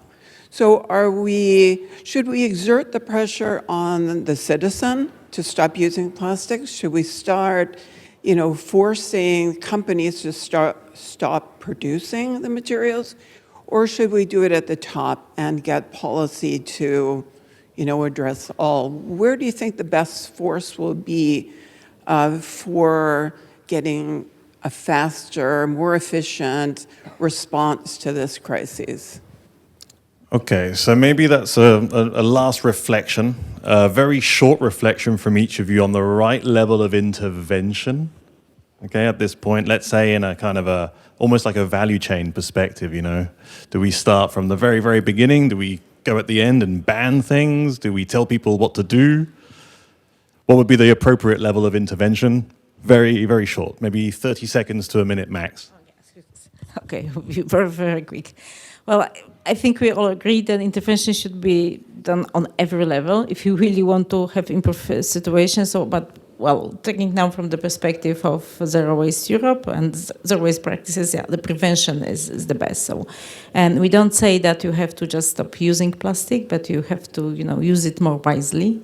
less single use. If you move to reusable, you actually then have to also think which materials and also the use scenario. Yeah? And just giving the really simple example, we don't say that you don't have to use reusable container, plastic container, but maybe you should not really use it for microwave, and then immediately you just reduce your exposure. So yeah, but it's a very complicated question, but I think that's, we can definitely improve, but we just have to start to address the problem timely.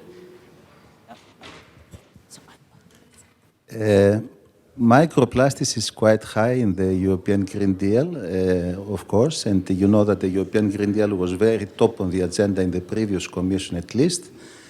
I do hope that it will continue to be like that in the new Commission. It remains to be seen. But what is important is that there's always, the politicians always react when there's pressure from the bottom. So if the people, and the research community, of course, is important in this respect, provides evidence, and the people start worrying and start asking about this, of course, this will stay top on the agenda. And I think at the moment we have started, and we have this will to continue on that direction, at least on the environmental field. I think this is obvious. Okay, please, Verla. Thank you. Yes, I think that changes in behavior of consumers, that they can go hand in hand with regulatory measures in order to help reducing the consumer exposure. And of course, consumer awareness and consumer pressure are factors that help, for example, in getting resources for continuing the necessary resource, and they also facilitate in certain ways developments for further regulating these plastics. Thank you. Thank you. Camilla? Yes, I just agree. I think everyone should be involved. From right now, there is not top down, bottom up really. So perhaps for the scientific world, I think it would be useful to, again, add as much information as possible to what they publish. So in the future, we will be able to go back and use that data to build a better risk assessment. And so all the data that is being produced right now will not be lost or will not be useless. And from, regulatory action and consumer behavior are both very slow-moving processes. And this is nothing against regulators, of course, but we know that there are a lot of moving parts. So we already need to urgently tackle what we know we must tackle, such as waste in the environment, for example, and have those global criteria for design of products. Okay, brilliant, thanks. Matthias? Yeah, I think top down or bottom up. I think we live in a democracy, and citizens can say what they want, and microplastics is on top of the agenda for a lot of citizens, and also in the parliament. If you look at the different political sides, microplastics is something that they can agree on in many ways, better than on many other topics. So it is nonetheless, it is really important to push and to continue to push some of the actors that are maybe stalling because their economic interests are not aligned with microplastics action. It is very important to express your voice and to say that you want to curb microplastics, and then obviously the citizen cannot write the standard to improve the tire, so you need to leave that to the technocrats. But it's really important to have a push and to make people aware that society is concerned and wants to see some action. Brilliant, thank you so much. A warm round of applause then for our 5 panelists. I can invite you then to step down from the stage and carefully. And I would like to invite then to round up for some concluding remarks. Rol and Raymond, you can Rol first, maybe. Okay, cool. So Rol first. I will actually do it on behalf of Raymond and myself. First, I wanted to really thank the Commission for actually hosting here today, and also for the trust that has been put into the CUSP consortium over the last few years. That also means that I really want to thank the CUSP community for being on this endeavor for the last few years. In that, I'm really thankful for the stakeholders today to be here to give their reflections on the work and basically the roadmap that we together have to take, and also Jean-Paul for hosting today in an excellent way. I was asked to kind of summarize, and of course it's very difficult to summarize a very rich discussion, and whatever I'm going to say is not going to do justice to all the rich information that has been given, which I think we have to basically think about and digest. And we will do that in the next few weeks and let it come back into the policy brief and let it come back into the roadmap that we will be writing. There are 5 points personally that I took away from this meeting, and 5 points I think from a communication standpoint is probably too much, and I should have done 3, but I made them all starting with an H, so I hope they actually stick. So what I got was basically the question of how much exposure is there. And that is a question that came back because it seems to upholding some of the actions, some of the policies, by not knowing basically what are the exposures in the real world.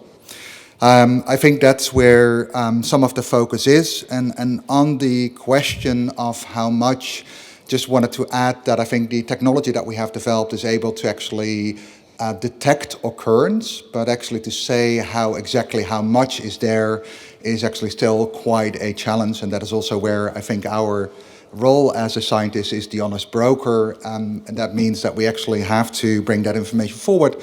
But I do think as scientists we can be more vocal on when we actually see where information that we have published or is published by others is not exactly the scientific consensus that is there. The second point is hazard. So also starting with an H, so you're getting the rhythm here. And here, again, I hear basically that we have to make this transition from basically what we have done, mostly working on pristine, and Stefan pointed out 95% of the research that we have is over polystyrene. To make that transition to real world circumstances is hugely important. But it also means that we actually have to help each other with industry and others, because we are not the ones that actually can make all these products. We are not the ones that actually know what all these real world products are and what is in them. And that actually means basically that we have to have basically a better integration between actually producers and basically us to be able to actually do that. The keyword harmonization. Ray said in his introduction, I'm not going to say what the keyword is, but his keyword is harmonization. And the harmonization here is basically about harmonization in how we measure and our analytics, which you have heard basically that is actually hampering some of the policies and regulation because we don't know how actually one study relates to the other one. It also is harmonization of testing protocols, so that we actually move this paradigm forward. The fourth one is the H is a little bit of a cop-out, but that's basically the H of how to move forward. We talked a lot about that, and in some way in our roadmap we basically talk about how to move the science forward, and we have basically appreciated your input into that roadmap, and we will also in the coming weeks be very happy to hear your thoughts about the roadmap. We also talked about the policy brief and how we actually think how that should move forward, and I'm very pleased with the praises on the policy brief, on clarity and so on, which is really a achievement of the whole cluster. But what I really hear on the way to move forward is basically on mitigation. And here I would make the argument that both from a health side and an ecological side, there is enough reasons to actually go to mitigation. If we actually change the word of micro nanoplastics to the words plastics, and we actually think about the whole life cycle of actually all production chemicals to actually produce the plastics and then the end of life, then there is enough reasons, enough evidence that in that whole process chain there are human health effects. It's also clear from the production of plastics and the use of plastics and degradation that there are ecological effects. So in that sense, I think we can act today to start thinking about mitigation that doesn't need to wait till we actually have all the science together. That actually brings me to the last point, and that is the age of horizon. We have to think about what is the horizon that we actually have in these plans. In some regards, I've heard basically the roadmap has this very large horizon of all the gaps that we actually have scientifically.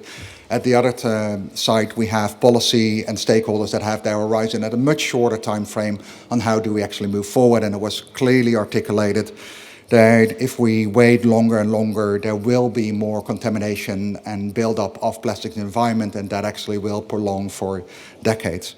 So with that, I clearly hear that we have to think about how do we bring that together and how do we actually move forward in the time that you still have uncertainty. And that means that we actually have to talk to with each other and actually think about, okay, if we don't know for sure, how do we then still make a step forward? And I think that's the open invitation that we have to all of you, that we want to take that step together, not just from a scientific, not only as CUSP, but really as a community that cares about this topic. So with that, I would like to conclude today. It has been a great 3 days for the people that have attended everything. It has been a great day today, and I'm really looking forward to continue these conversations.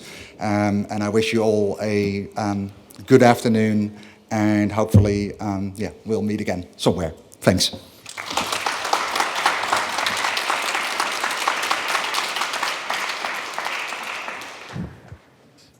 Okay, and that somewhere will be the lunch break for a start, which will be served over here, just like the coffee break. So I invite you over to the lunch. Thank you.